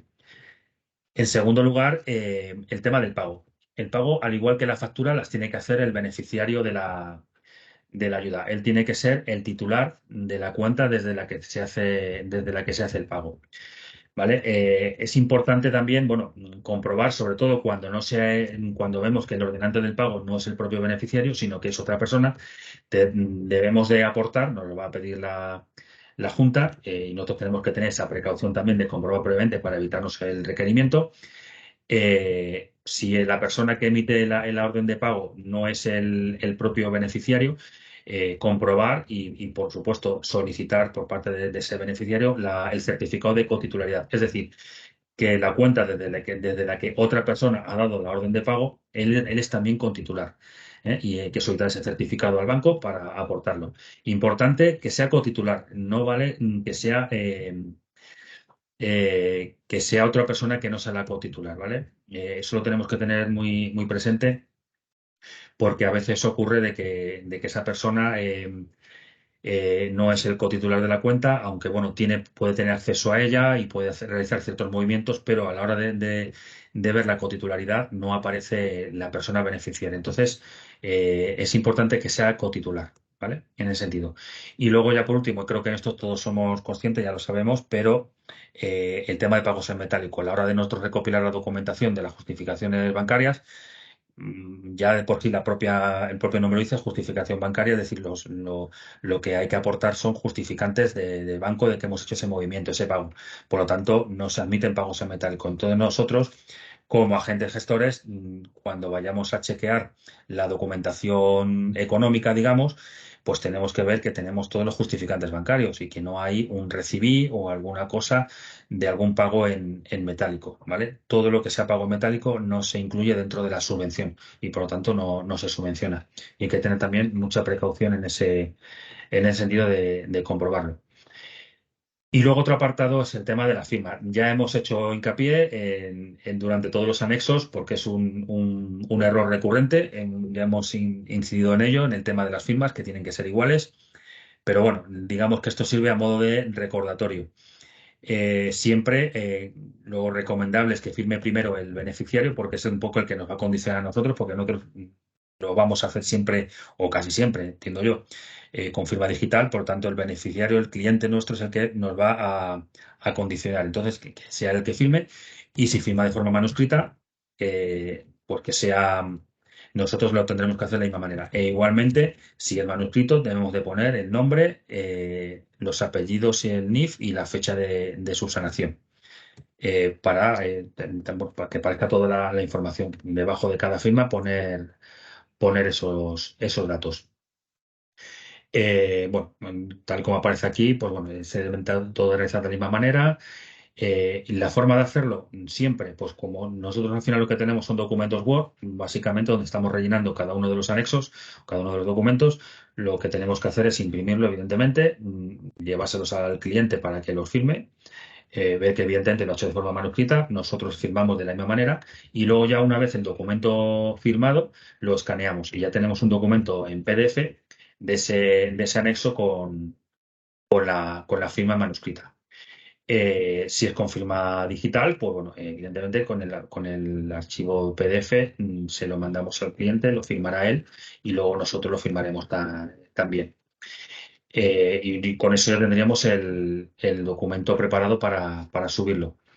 Y luego, bueno, en el caso de que sea manuscrito, pues bueno, evidentemente lo lógico es pues guardar y conservar los anexos y documentos con las firmas originales, por si en algún otro momento pues tenemos que recurrir a ese anexo. Bueno, aquí volvemos a incidir en lo mismo, de que deben ser manuales. Si son manuales, deben estar manuscritas, no se permiten imágenes. El hecho, se ha dado algún caso y eso no se ha permitido. El hecho de, en vez de firmar de manera manuscrita con un bolígrafo, pues se ha insertado la imagen en el documento, ¿vale? Y eso no se puede hacer, tiene que ser de manera manuscrita. Y bueno, vamos a pasar a las herramientas, un poco las herramientas y documentos de apoyo. Lo va a hacer esto mi compañero Miguel Ángel, en un poco que nos va a servir de ayuda para rellenar y para realizar estos anexos. Entonces, bueno, le doy paso a él. Comparto yo pantalla, ¿vale?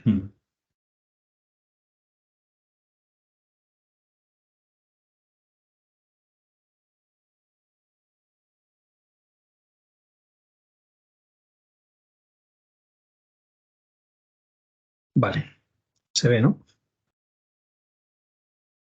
Y me escucháis, supongo. Vale, pues ya brevemente os hablamos de algunas herramientas y documentos de apoyo que tenemos para elaborar toda la documentación y, bueno, y evitar los famosos requerimientos. Lo deseable antes de hacer una solicitud es preparar toda la documentación, tener preparada y revisada la documentación y los anexos que hacen falta. Y para, bueno, evitar errores o que se nos pase alguna cosa, tenemos una hoja de verificación a modo de checklist, que es un archivo en Excel que está a disposición de vosotros en la página de la oficina, que viene muy bien. Lo tenéis disponible en la página de la oficina, en el apartado de agentes gestores. Te tienes que meter en el apartado del programa 4, que es el programa de ayudas a actuación de mejora de eficiencia energética en viviendas. Y ahí tenéis el documento de documentación a presentar, ¿vale? Lo descargáis, es un archivo Excel y ya os digo que es bastante práctico porque tenéis un enlace a cada uno de los documentos donde os podéis descargar cada uno de los anexos, correcto. Y también tenéis al lado, bueno, quién tiene que firmar y, bueno, pues una cuadrícula para poder ir haciendo el checklist y que no se os olvide nada. La verdad es que es bastante práctico. Ya os digo que se descargan los anexos y se rellenan. La calculadora del CAD también es bastante práctica a la hora de sacar la información de los certificados de eficiencia energética para todo el tema de cumplimientos de reducción de demanda energética o justificar la reducción del consumo de energía primaria no renovable, etcétera. La tenéis en esos enlaces que aparecen ahí, uno es del Colegio de Arquitectos, otro es de la propia oficina de rehabilitación en el apartado de agentes gestores, calculadora de ayudas y también con un pequeño videotutorial, apenas son 7 minutos y merece la pena echarle un vistacillo. Ya os comento que la, la herramienta es bastante práctica, utiliza los archivos XML que se generan con los programas de cálculo de la certificación de eficiencia energética y se os saca unas tablas que vienen muy bien para justificar todo el tema de reducciones de demanda y de consumo. También tenemos otra herramienta que está genial también, la elaboró el compañero aparejador Luis Picazo. En principio está solamente preparada para elaborar los anexos de la convocatoria 2023. Podéis descargarla en cualquiera de esos enlaces que aparecen ahí. Y ya te digo, es una herramienta que está muy, muy bien. Hay un vídeo explicativo de una jornada que hicimos para presentar la herramienta que pues el compañero explicó bastante bien su funcionamiento y bueno, es una Excel bastante compleja donde vas poniendo diferentes datos del solicitante, del agente gestor, etcétera, y después pues te elabora todos los anexos de tal manera que todos van congruentes unos con otros. No hay, se te olvida en un sitio una cosa o en otro. Bueno, aquí sale con los datos iniciales que recaba la herramienta, pues te elabora todos los anexos. Está muy bien, merece la pena echarle un vistazo y, bueno, verse ese vídeo, que muchas veces da pereza ver los vídeos, pero bueno, merece la pena verlo y utilizarla, ¿vale? También tenemos vídeos tutoriales que van al grano, que son vídeos cortitos para rellenar los anexos de los anexos del programa 4, ¿vale? Están en la página de la oficina, en el apartado de agentes gestores, herramientas y bueno, pues tenéis varios anexos, perdón, varios enlaces a los diferentes vídeos para rellenar cada uno de los anexos que hemos estado comentando. Ya os digo que son unos vídeos van al grano, son cortitos y vienen muy bien.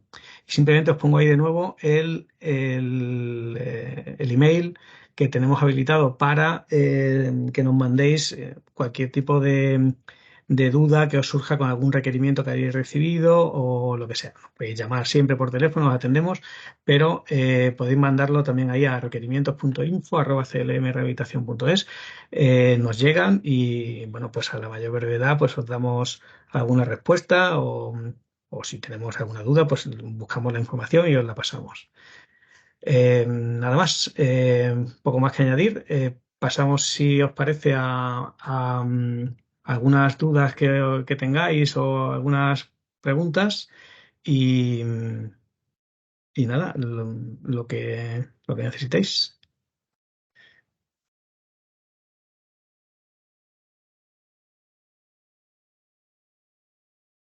Tenemos dudas por el chat, quizá.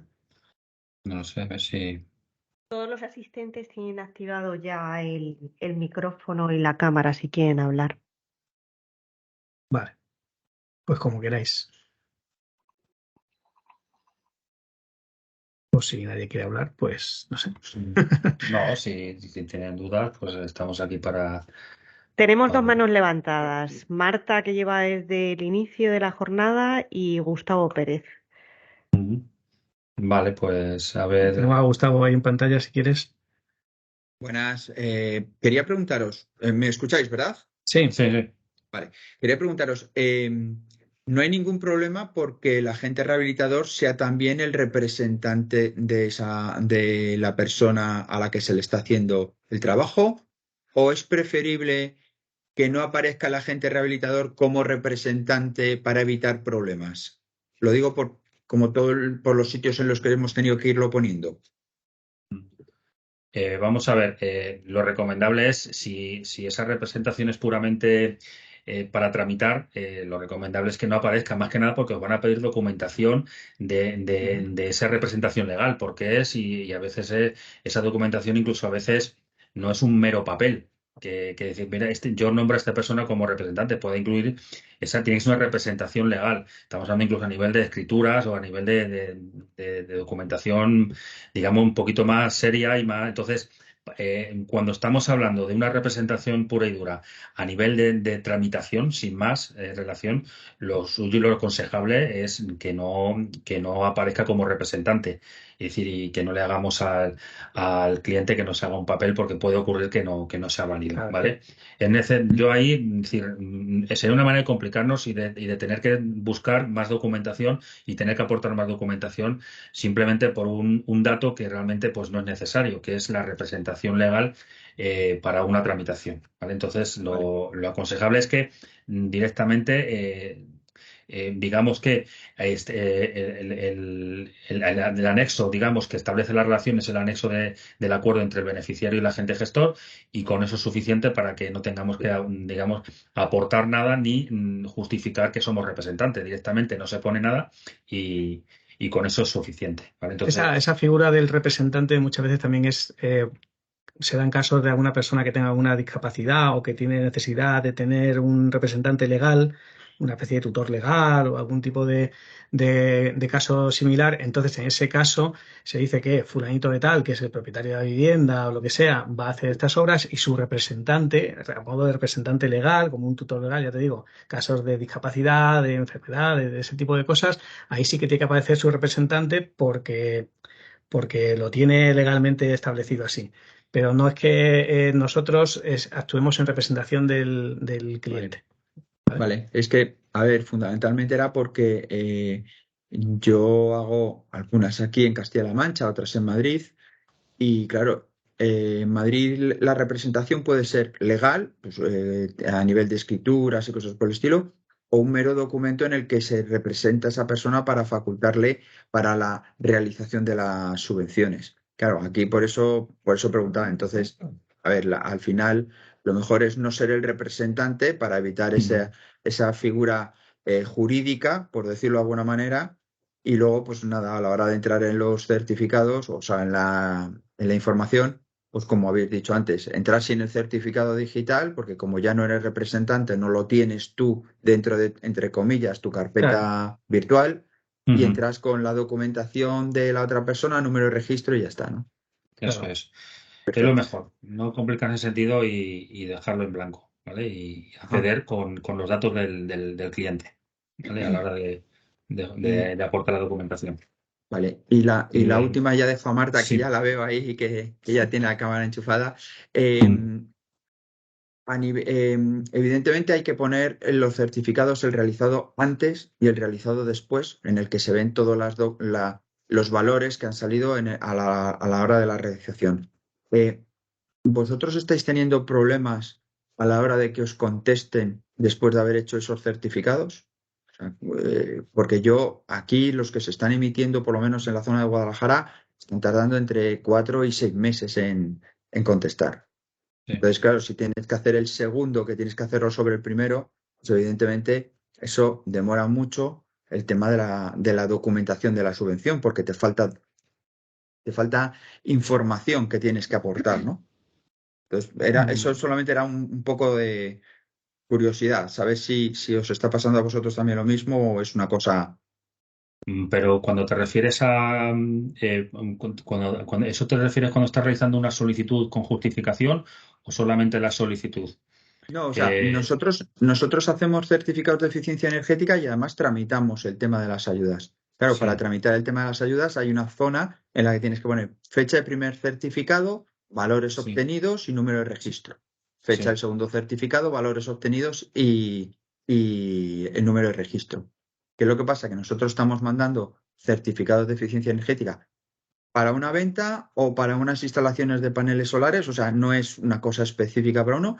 Y desde la Junta en Toledo se nos está tardando, bueno, yo estoy recibiendo ahora los del mes de abril, los que presenté en el mes de abril. Entonces, no Pero sé, claro, te refieres evidentemente al para registro presentar, del certificado. claro, Recibes lo que es la Sí, ficha de la el, sí, el la calificación, OK ¿no? La etiqueta. definitivo, etiqueta. la Claro, bueno, etiqueta, correcto. sí, sí, sí, vamos, están tardando, vamos, lo sabemos porque nos lo han dicho ya, están tardando en registrar. De todas formas, cuando tú haces la solicitud de la ayuda, el segundo certificado inicialmente es un certificado teórico que no tienes que registrar. Entonces, tú registras el primer certificado, que es el que te va a tardar seguramente en registrar, pero el segundo certificado, que es teórico, que es de proyecto, si la obra no está terminada, tú ahí vas a meter tus mejoras, pero ese certificado, digamos que queda internamente para el expediente de la ayuda, no queda para, no se registra. Por lo tanto, digamos que esos datos numéricos tú los tienes que meter Sí, bueno, esos datos numéricos los puedo sacar, Claro, evidentemente. es claro, después, cuando ya vas a presentar la solicitud de abono y la justificación de que has puesto las ventanas o hecho la modificación que sea, ahí sí que entra ya, o sea, sí que es ya el certificado final, pasa a ser el real, digamos, Ujú. del estado último de la vivienda. Entonces, ¿qué pasa? Que tú, como ya registraste hace unos meses, dices, bueno, vuelvo a registrar, hombre, claro, si tardan en responder y el piso ha cambiado, no sé, tardan en responder 5 meses y tardas y en 3 meses has hecho la obra, pues tú actualizas ese expediente. Te quiero decir, Ya. registrarías el estado final y Ujú. supongo que te llegará uno y luego te llegará el otro. Supongo algo así. claro. Sí, es lo que Claro. dice Miguel Ángel. Es decir, tú registras el primero, haces tu obra, te tarda 3 meses, a lo mejor el registro te tarda 5, pero tú cuando has terminado tu obra, tú realizas el certificado energético final y lo registras también. Evidentemente, no tienes todavía la etiqueta del certificado inicial, pero bueno, está, digamos, registrado, vamos, o por lo menos la solicitud del registro. Y tú lo que tienes que hacer con el certificado final, aunque no hayas recibido la etiqueta, es registrar ese certificado final. Lo que Ujú. pasa es que lo tienes que hacer como actualización, ¿vale? Entonces, Claro, es que en la Junta de Comunidades, al hacerlo como actualización, tienes que poner el número de registro del Claro, primero, porque si no, no claro, puedes emitir el sí, segundo. pero a nivel de industria, cuando registras y pones la actualización y te pide efectivamente ese número de registro, que es RCE-1 y una Sí, barra, eso es. esos numeritos que son los que no tenemos, porque lo que tenemos sabemos que es RCE-barra, guión 1, una barrita. Esos números a continuación, provisionalmente, lo que tenemos que poner son el número de la solicitud de registro. ¿vale? El de la solitud, el justificante que nos dan cuando registramos el certificado inicial, arriba a la derecha viene el número Sí, el aparece número un de número de registro. registro. Eso es, pues entonces cuando ponemos en el certificado final, si todavía no hemos recibido la etiqueta y por tanto el número de registro, lo que tenemos que hacer es registrar el certificado final, darle actualización y cuando nos pida el número de registro es RC-1 barra y lo que ponemos a continuación es el número de solicitud. La persona, el funcionario que está registrando esos expedientes, él va a ver que ese número de registro no coincide con un número de registro oficial, sino que corresponde con el de la solicitud. Entonces ya sabe a qué expediente está actualizando, a qué certificado está actualizando. Entonces, esa es la manera. ¿Vale? Lo que tienes que poner es, después del código RC-1 barra, Sí, el número de solicitud del certificado inicial, cuando realmente haya ocurrido, como puede ser lo que esté ocurriendo ahora, que no tengas todavía la etiqueta y por tanto el número de expediente, ¿vale? El número de registro de ese certificado, ¿vale? Sería de esa manera. Vale, vale. Muchas gracias. nada. Marta, cuéntanos. Hola, buenos días. Hola. Bueno, lo primero, daros las gracias por la explicación. La verdad es que ha sido bastante instructiva, ha estado muy bien.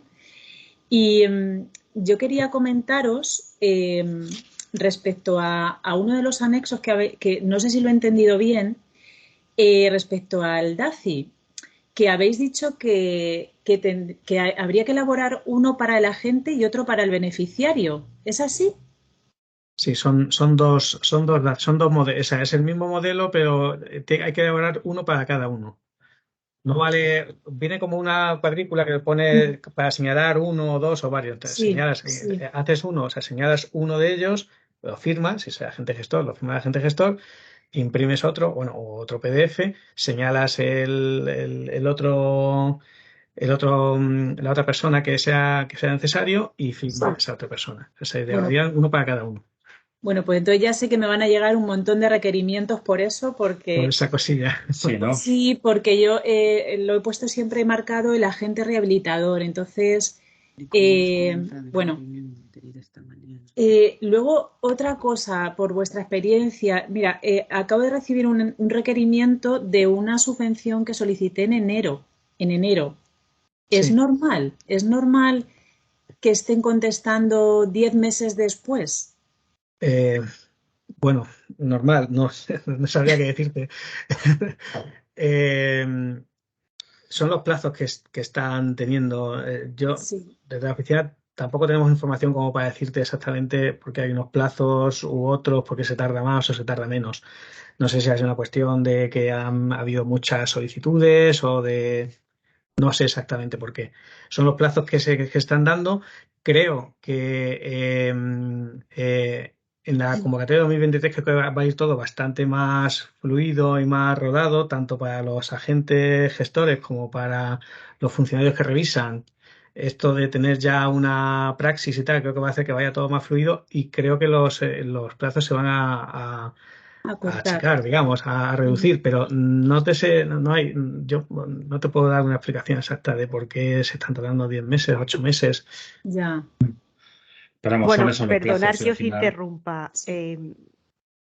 Uno de los motivos es la cantidad de requerimientos que están llevando los expedientes. Por eso esta Ya. jornada y por eso también, porque muchas veces tardan más en resolver, en revisar las respuestas de los requerimientos que el propio expediente. Por eso se Claro. indicaba antes, Miguel Ángel, lo de adjuntar un documento en el que se explique realmente la respuesta y que nos centremos en lo que nos están pidiendo en el requerimiento, no volver a subir toda la documentación. Claro. Con lo que Sí, comentabas de las DACIs y que te iban a llegar un montón de requerimientos, Marta, claro. puedes adjuntar a los expedientes todas las cosas que ahora detectéis en esta jornada que tenéis mal, las podéis corregir y adjuntar Claro. los archivos corregidos al expediente, Sí. siempre indicando que está modificado cuando sea Ujú. un documento que ya se ha entregado y se va a modificar y con un documento explicativo de por qué se adjunta. Sí. ¿Vale? Sí. Entonces, si adjuntas eso, vas a evitar el requerimiento y así Claro. también los plazos se se van a acortan un cortar. poco. Claro, es que, por ejemplo, el tema este de las firmas, que también he tenido algún requerimiento por esto, en ningún momento o en ningún documento he leído el hecho de que tengan que ser manuscritas o digitales. Entonces, yo tengo cantidad de anexos firmados de manera mixta o... Entonces, claro, pues es otra cosa igual. Si me pongo a revisar expedientes, tendría que hacer un PDF justificativo prácticamente de todas. Entonces, en fin, yo creo que son cosas que se podrían haber evitado o haberlas explicado mejor, porque a lo mejor me equivoco y está en algún sitio, ¿no? Hay algún documento que diga, las firmas tienen que ser todas manuscritas o digitales, no puede ser mixto. Y que nos explicaran un poco por qué, porque no entiendo el motivo, la verdad. O sea, me parece un poco absurdo que me llegue un requerimiento de todos los anexos, ahora los tengo que cambiar a lo que habéis comentado, a manuscritos, a digitales. Entonces, bueno, pues esto ralentiza todo, ralentiza los plazos, ralentiza que sea un tema ágil, ¿no? Para el cliente. Claro. No, no Bueno, sé. eso, claro, y luego otra cosa, porque tengo muchos clientes que me preguntan, vale, y desde que registran la subvención, ¿qué tiempo tengo yo para empezar la obra? ¿Puedo empezar la obra ya o me tengo que esperar a que contesten? Yo les digo que pueden empezarla una vez que ya he Sí, solicitado la subvención, Incluso antes. sí, sí. incluso No, antes. incluso antes puedes empezar la obra. De hecho, según dice la norma, se admiten actuaciones con fecha posterior a febrero del 2020. Por lo tanto, Ya. cualquier actuación que tenga fecha posterior de febrero del 2020 se admite para que sea una actuación subvencionable. Por lo tanto, no es ya que pueda empezar mañana mismo, sino que es una cosa que podía haber acabado hace un año, hace 2 años. Por lo tanto, la obra se puede empezar en cualquier momento, ¿vale? No es necesario esperar. Eso va un poco en las circunstancias de cada uno. Hay gente que tiene la necesidad de hacer la obra sí o sí, tenga o no tenga la ayuda, y la empieza cuando considera, y hay gente que dice, mira, yo no hago la obra hasta que no sepa que me van a dar el dinero, hasta que no sepa que me van a dar la ayuda. Entonces deciden esperar a que por lo menos les reconozcan el dinero, la ayuda. Evidentemente el dinero se lo dan hasta que no haga la obra y lo justifique, pero la obra se puede empezar en cualquier momento. Incluso hay un apartado, de hecho está en los anexos, que es justificación de abono. Es decir, yo pido la solicitud y al mismo tiempo aporto la documentación del abono porque la obra la tengo ya terminada en el momento de realizar la solicitud. Por lo tanto, la obra se puede empezar en cualquier momento, antes, durante o después de solicitar la ayuda. Vale. ¿Vale? En ese sentido no hay problema. ¿Se conoce algún caso en el que se haya abonado una ayuda? Por Sí, curiosidad. hombre, no sabemos todos los casos, pero algunos sí que, Sí. no a mí concretamente, pero sí que han comunicado que han recibido el dinero. Sí, es Vale. decir, no nos llegan a nosotros todo, evidentemente, pero bueno, sí, ya sabemos algunos, por lo menos que el dinero sí lo han dado. Que no es Sí, que le hayan sí. reconocido la ayuda, sino que Llega. le han abonado Que el le ha dinero. llegado, que le ha llegado, Sí, que sí, esa sí, es que le ha llegado el otra dinero. incógnita. Sí, no, no, sí. Sí, llega. Vamos, las ayudas, yo creo que para eso están los agentes gestores, precisamente, para que los expedientes sigan adelante, no se queden atascados, porque antes todo dependía del propio beneficiario o el propio Ya. técnico, y muchas cosas se quedaban en el limbo porque no sabíamos o no sabían ni cómo afrontar estas solicitudes con estos datos que nos piden. Entonces, de hecho, la figura del agente gestor está un poco para que los expedientes sigan adelante y las ayudas se den. Entonces, bueno. No sabemos cuántos, pero sí hay constancia de que el dinero se ha ido dando. ¿Vale? Vale. Bueno, pues muchísimas gracias. Venga, Nada, a ti. Adiós. Adiós. ha levantado la mano también Silvia. Ujú. A ver si te puedo tener la pantalla o... Hola, Eh, buenos días. Buenos días. hola, eres Silvia, ¿verdad? Hola. ¿Me escu- Sí, sí, te escuchamos. Sí, mira, yo quería haceros una consulta, ¿vale?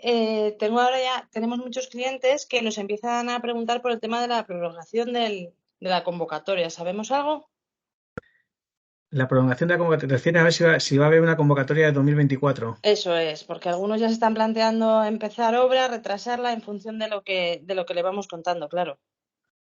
Sí, sí, en 2024. Sí. Sí, sí, Sí, sí. vamos, estas ayudas, si no cambia nada, serán hasta el 2026 y en Castilla-La Mancha concretamente las convocatorias son anuales, van con el año natural. El 2023 empezó el 2 de enero y tiene fecha hasta el 30 o el 31 de diciembre, si no recuerdo mal.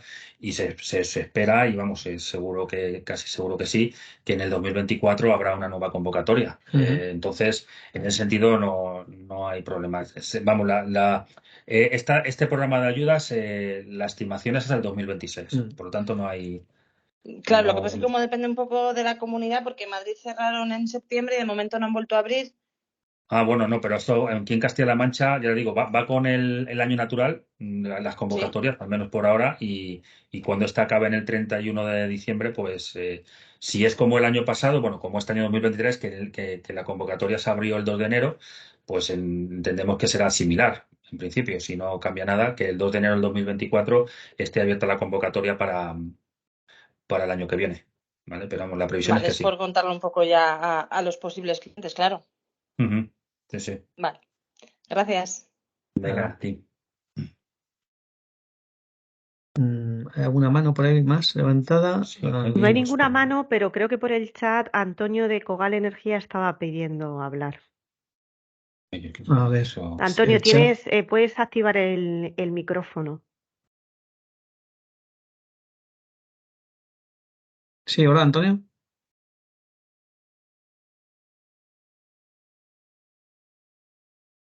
No, Eh, que no tiene micro, creo que dice. no tiene micro. A ver, espérate, a ver un poco. Vale. Vale, Antonio ha mandado. Es que estábamos respondiendo a la pregunta y no estaba pendiente del chat, Sí, sinceramente. sí, me gustaría poder, a ver si, vamos, corrígeme si me equivoco, si esta es tu consulta, me gustaría poder comentar por qué lo que está diciendo Marta no sabe los requerimientos que le van a llegar. Nosotros ya hemos pasado por eso y creo que se han quedado muchas cosas en el aire. No sé a qué te refieres muy bien con eso, es decir, que ya habéis pasado por eso y que se han quedado muchas cosas en el aire. En principio, los requerimientos, sobre todo los que comenta Marta, que tienen más que ver con las firmas y con el tema de representación, eh, ella lo que decía es que casi todas o muchos expedientes tienen con firmas mixtas y bueno, que ahora le va a tocar por responder a todos esos futuros requerimientos y los tiene que corregir. Eh, Evidentemente, bueno, pues es un criterio el tema de que tienen que ser las dos firmas iguales y, bueno, por eso en su día también se hizo la jornada de errores más comunes en el que también se hacía mucha incidencia en el tema de las firmas y bueno, y ahora lo hemos vuelto a comentar. No sé si te refieres a alguna otra cosa de que se han quedado cosas en el aire. Es decir, nos hemos centrado en los errores más comunes. Eh, Esos errores en principio son los que nos han comunicado y también lo que cuando nosotros nos consultáis vosotros y nos mandáis a lo mejor algún requerimiento para que lo chequeemos, para que lo revisemos, para ver cómo resolverlo, suelen ser esos los errores. Muchos de ellos son eso, la propia representación o las propias firmas. Luego, evidentemente, hay casos particulares. ¿Vale? Pero vamos, que evidentemente tampoco podemos hacer una jornada con todos y cada uno de los requerimientos que se emiten y cada una de las casuísticas, porque incluso dentro de un propio requerimiento, a una memoria, pueden haber muchísimos requerimientos diferentes por cosas muy particulares. Entonces, evidentemente, pues que nos hemos quedado cosas en el aire, a lo mejor, pues que se han quedado, pues bueno, pues puede ser, pues nos hemos centrado más en lo más común. ¿Vale? Por eso, cuando os llega algún requerimiento ya particular vuestro y tenéis dudas de cómo resolverlo, para eso estamos nosotros y las oficinas de rehabilitación, a través del teléfono, del correo electrónico, pues, o bien presencialmente, pues para poder atender y poder, digamos, orientaros un poco en ese requerimiento particular vuestro, ¿vale? No solamente, ya digo, nosotros nos hemos centrado en lo más habitual, en lo más común. No podemos hacer una jornada con todas las cosas, ¿vale? De todas formas, si hay alguna cosa que a lo mejor en vuestro caso sea, digamos, recurrente, que hayáis tenido de varios expedientes la misma, el mismo fallo y aquí no se ha comentado, pues oye, no lo decís Mm. y intentamos ayudaros a resolverlo si es el caso, ¿vale? De todas formas, vamos, si es lo que te he entendido, ¿qué haces con esta consulta? Antonio? Si hay alguna duda más, Sí, bueno, el chat tiene bastantes comentarios. No sé si podemos estar a lo mejor hasta las 2 y luego... sí, Vale, vamos a ir respondiendo alguna más y de todas formas nos quedamos con todas las consultas y elaboramos un documento y respondemos a las preguntas que se plantean por aquí por el chat. Pues si se queda alguna fuera, bueno, pues que sepáis que luego os las respondemos. Sí, mira, hay una consulta que estoy viendo aquí de José Ramón Ramírez, un poco en relación con lo que comentaba la duda de Gustavo al principio, que los números de registro de los certificados son de 7 cifras, sin embargo, el formulario online del anexo 1 solo tiene un espacio para 6 dígitos. ¿Qué número nos dejamos fuera? Pues nos dejamos el último número, ¿vale? Ese número del número de registro es un número correlativo que va en su inicio desde el 0 o desde el 1 hasta el que vayan ahora. Entonces, para la hora de que el funcionario que va a registrar el certificado eh, acceda lo más rápidamente posible al expediente, pues es con el número de registro, pues es todo el número, los números correlativos. Y el hecho de quedar el último número fuera, digamos que solamente tiene las unidades de millar, digamos, perdón, las unidades, es decir, digamos entre 10 expedientes donde puede buscar el que corresponde actualizar. Entonces, a esta consulta es poner todos los números tal cual y el que se queda fuera es el último, ¿vale? Siempre, para que sea más fácil encontrarlo. A ver. En los documentos de apoyo que tenemos subidos en la web vais a encontrar un documento con todo este tema de los registros de certificados energéticos y cómo hay que registrarlos. Si se ha dado ya el caso de un certificado energético del estado final ya registrado sin certificado energético del estado inicial registrado. Todos esos casos los tenéis recogidos en ese documento que podéis ver cómo hacerlo en cada caso. Vale. Más tenemos por aquí. A ver, estoy viendo aquí, ¿se puede utilizar alguna aplicación de firma digital que permita al cliente la firma de documentos sin disponer realmente de su certificado? En principio no, porque para tener un certificado digital tienes que solicitarlo a la Fábrica Nacional de Moneda y Timbre. Entonces, tienes que tener ese fichero, ese certificado y luego a través de la autofirma o con programas gestores de certificados, como puede ser el Adobe o cualquier otro, pues utilizarlo, pero para eso hay que tener realmente la firma digital solicitada. ¿Vale? Si no, no sería un certificado digital válido en ese caso, ¿no? Bueno, Vamos a ver si hay alguno más.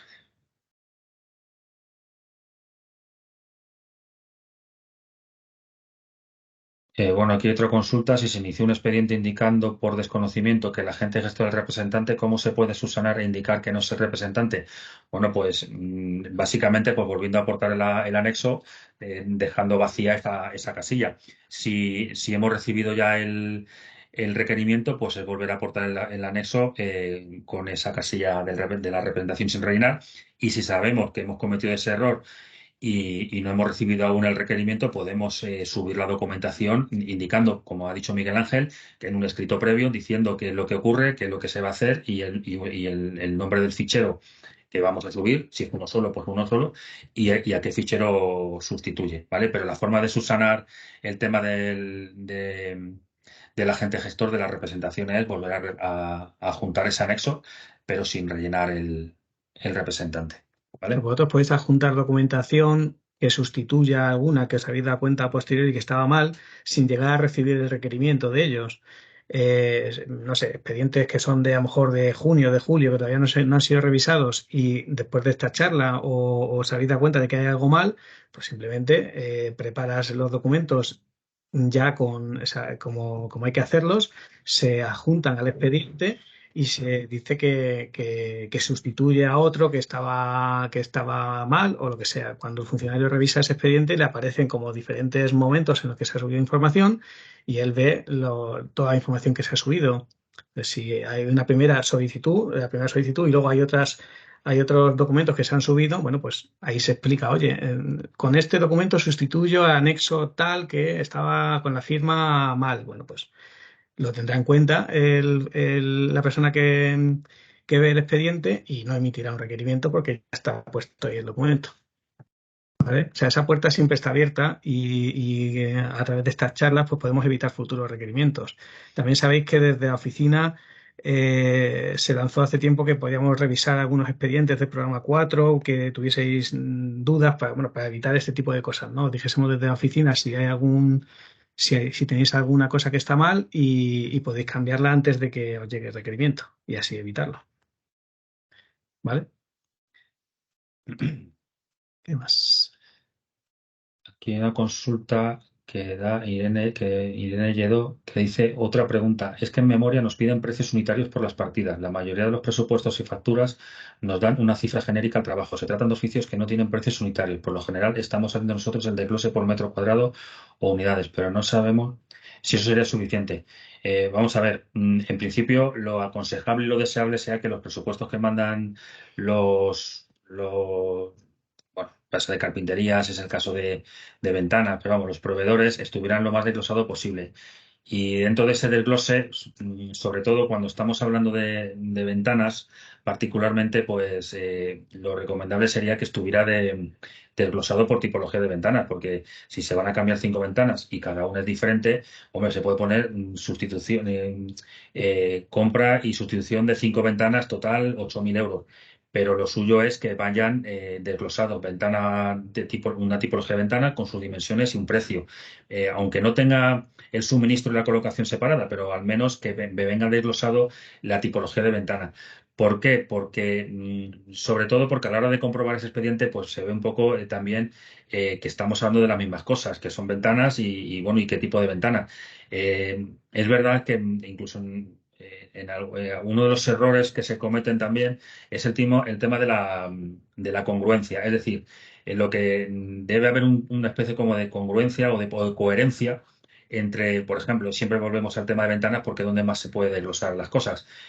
Si en la memoria hemos puesto diferentes tipos de ventanas con su precio, que, que es lo que habría que poner serían los precios más reales posible, y luego tenemos unos presupuestos de un proveedor, también debería estar con un desglose y con ese mismo tipo de desglose. Es decir, que si nosotros hemos llamado ventana V1 a una ventana, que en el presupuesto también pudiera aparecer ese tipo de ventana. Y que luego en los certificados de eficiencia energética también nombremos de la misma manera a las ventanas que pongamos en ese certificado. Y por ende también que en el plano, si tenemos que hacemos un plano de distribución donde vamos a marcar las ventanas que se van a sustituir, que la numeración de esas ventanas también tengan esa misma numeración. Es decir, que se puede identificar en el plano, en el certificado y en la memoria esa ventana de un vistazo. Entonces, lo deseable siempre es que venga lo más desglosado posible los presupuestos. A veces no es posible. Por eso, cuando nos encontramos ya con una obra terminada o que va a empezar y con un presupuestos, pues muchas veces nos encontramos con lo que comenta, de que solamente viene precio total X. Mientras esté a tiempo, lo ideal sería que se desglosara, porque nos va a ahorrar a nosotros mucho trabajo. Como estás comentando aquí, estás haciendo el desglose por metro cuadrado de unidades, pero sin saber si es suficiente. Bueno, en principio, si no tenéis otra opción, no tenéis opción a tenerlo más desglosado, pues presentarlo de esa manera. Pero lo ideal sería lo más desglosado posible para poder que luego digamos que dé un vistazo y sobre todo de cara a los cuadros que hemos visto, cuadros resúmenes que se repiten tanto en la memoria como en el anexo 1 como luego en el anexo 16 se repiten, pues podamos obtener esos números de una manera más fácil y más rápida. Si no es posible, porque ya la obra está terminada y lo que tenemos, pues bueno, pues se presenta así y a ver, pero lo deseable sería intentar siempre que obtener los presupuestos y las facturas lo más desglosada posible. Y que luego tenga, como comentaba antes, coherencia con lo que ponemos en la memoria y en los certificados, sobre todo a la hora de nombrar y de enumerar o dar una etiqueta a los elementos. A ver, no sé más.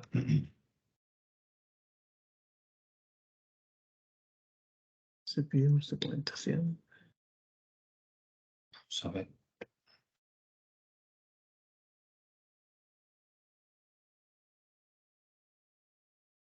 A ver, dice aquí. Buenos días. En un requerimiento nos han solicitado justificar la representación de la apoderada como gestor, pero no lo habían hecho hasta ahora. ¿Es normal? Vamos a ver si os van a pedir algún tipo de documentación de apoderamiento o algo del agente gestor es porque en algún lado se ha indicado que ese agente gestor es el apoderado de de esa persona. Si no, no tienen por qué pedirlo. De hecho, no se pide. Es decir, cuando se llenan los datos del agente gestor y no se marca nada más, no se van a pedir. Pero si nos están pidiendo algún tipo de documentación adicional, como es esto de la representación del apoderado, es porque en algún sitio se ha tenido que marcar algo de que esa persona es apoderada y que nos están pidiendo la documentación. Por eso he comentado yo antes que mientras no haya una representación legal del tipo de porque sea una empresa y que necesita una persona física como representante, o bien porque sea un tema de tutoría legal, en el que sí que nos van a pedir el documento legal que justifique esa representación. Por lo demás, si el agente gestor es solamente agente gestor para tramitar, ningún otro tipo de cargo no van a pedir no deberían pedir ningún documento adicional. Si lo piden es porque en algún lado se ha puesto de que es así, ¿vale? Y están pidiendo que se acredite ese apoderamiento. Vale.